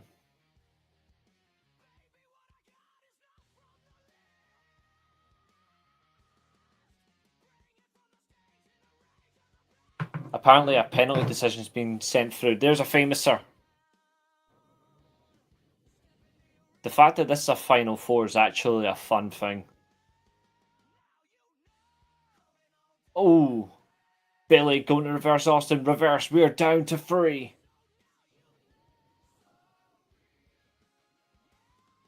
Rock counters Kane in a big DDT.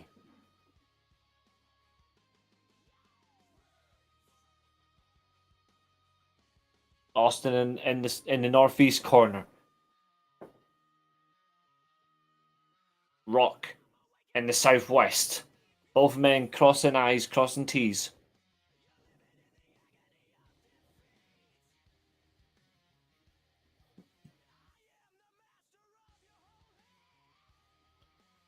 Rock, Austin, ready to go.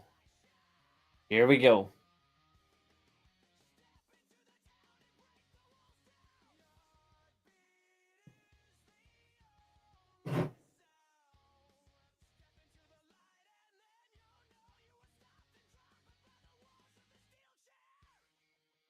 Boom.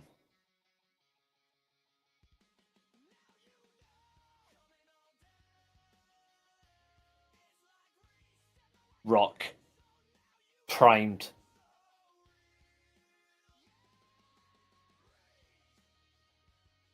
No. I also think she'd call you creepy. She would definitely call you creepy. Rock gets stunned.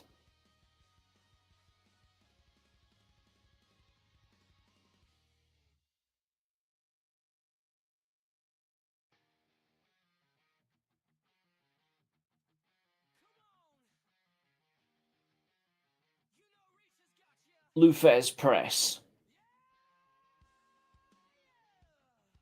Hold him firm.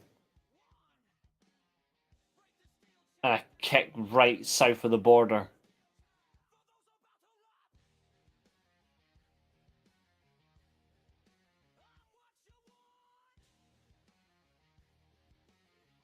Austin gets a rock bottom.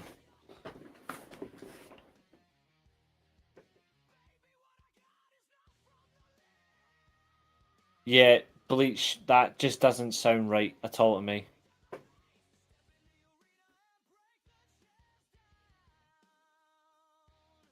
This is the final 3.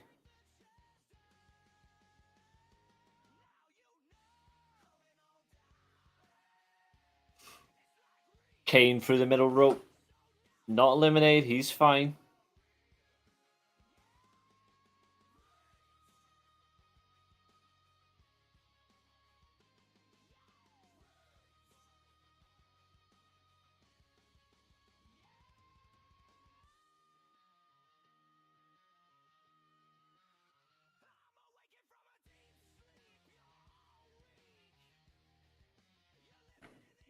The exhaustion is kicking in. It's all worth it. Austin trying to eliminate Rock. Raking of the eyes.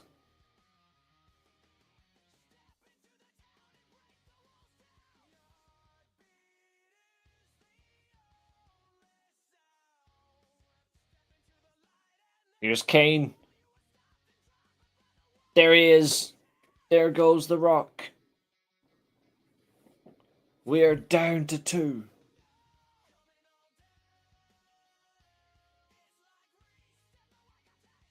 Austin and Kane.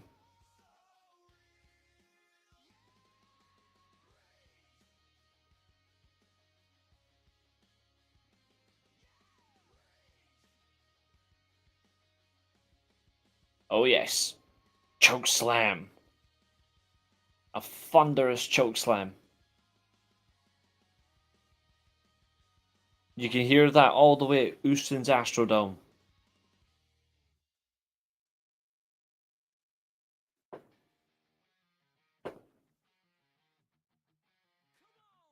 Kane signaling for the tombstone. The death sentence, the death blow.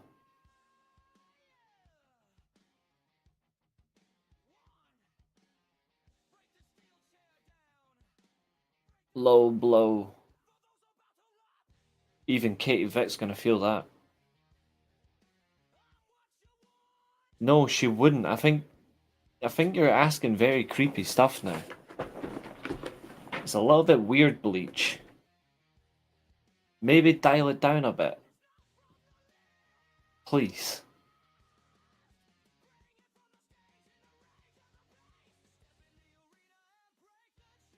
Kane.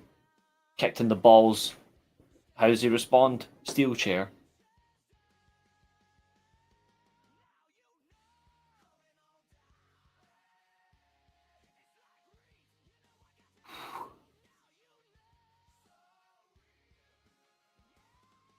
Here we go.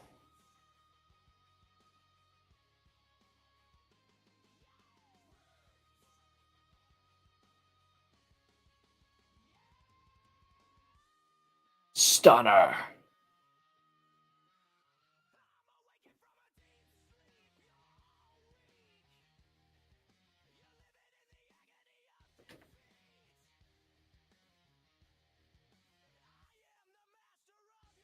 Kane, sit up. Austin, chair up.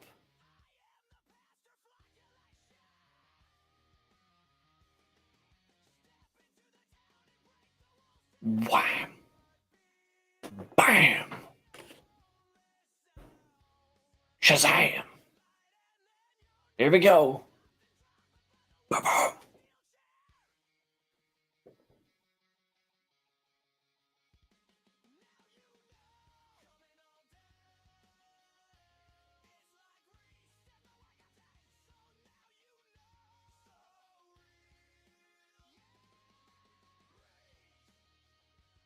3 times.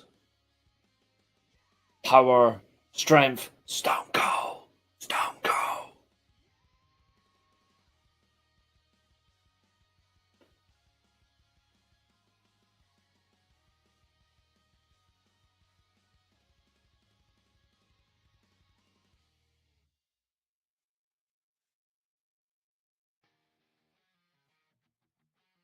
Kane ruined,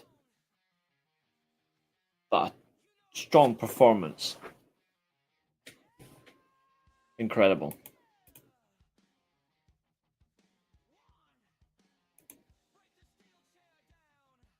Do, do, do.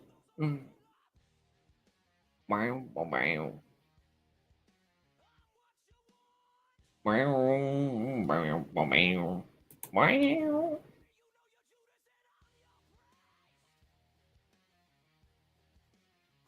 No, how it's coming across doesn't look like that to me. It looks weird.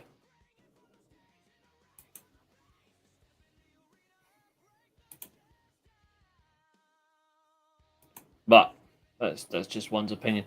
Anyway, ladies and gentlemen, thank you for tuning in this evening. I'm gonna get out here. Have a great night, and you know what? It's been a wee while. SWA tomorrow.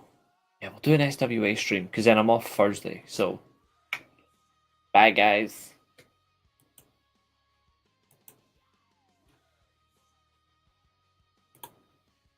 And today, our time comes to an end. This has been another exciting stream. Thank you very much for watching. And also, remember, if you get cracked over the head with a steel chair, you're not going to get a concussion. You're just going to come back here. Goodbye.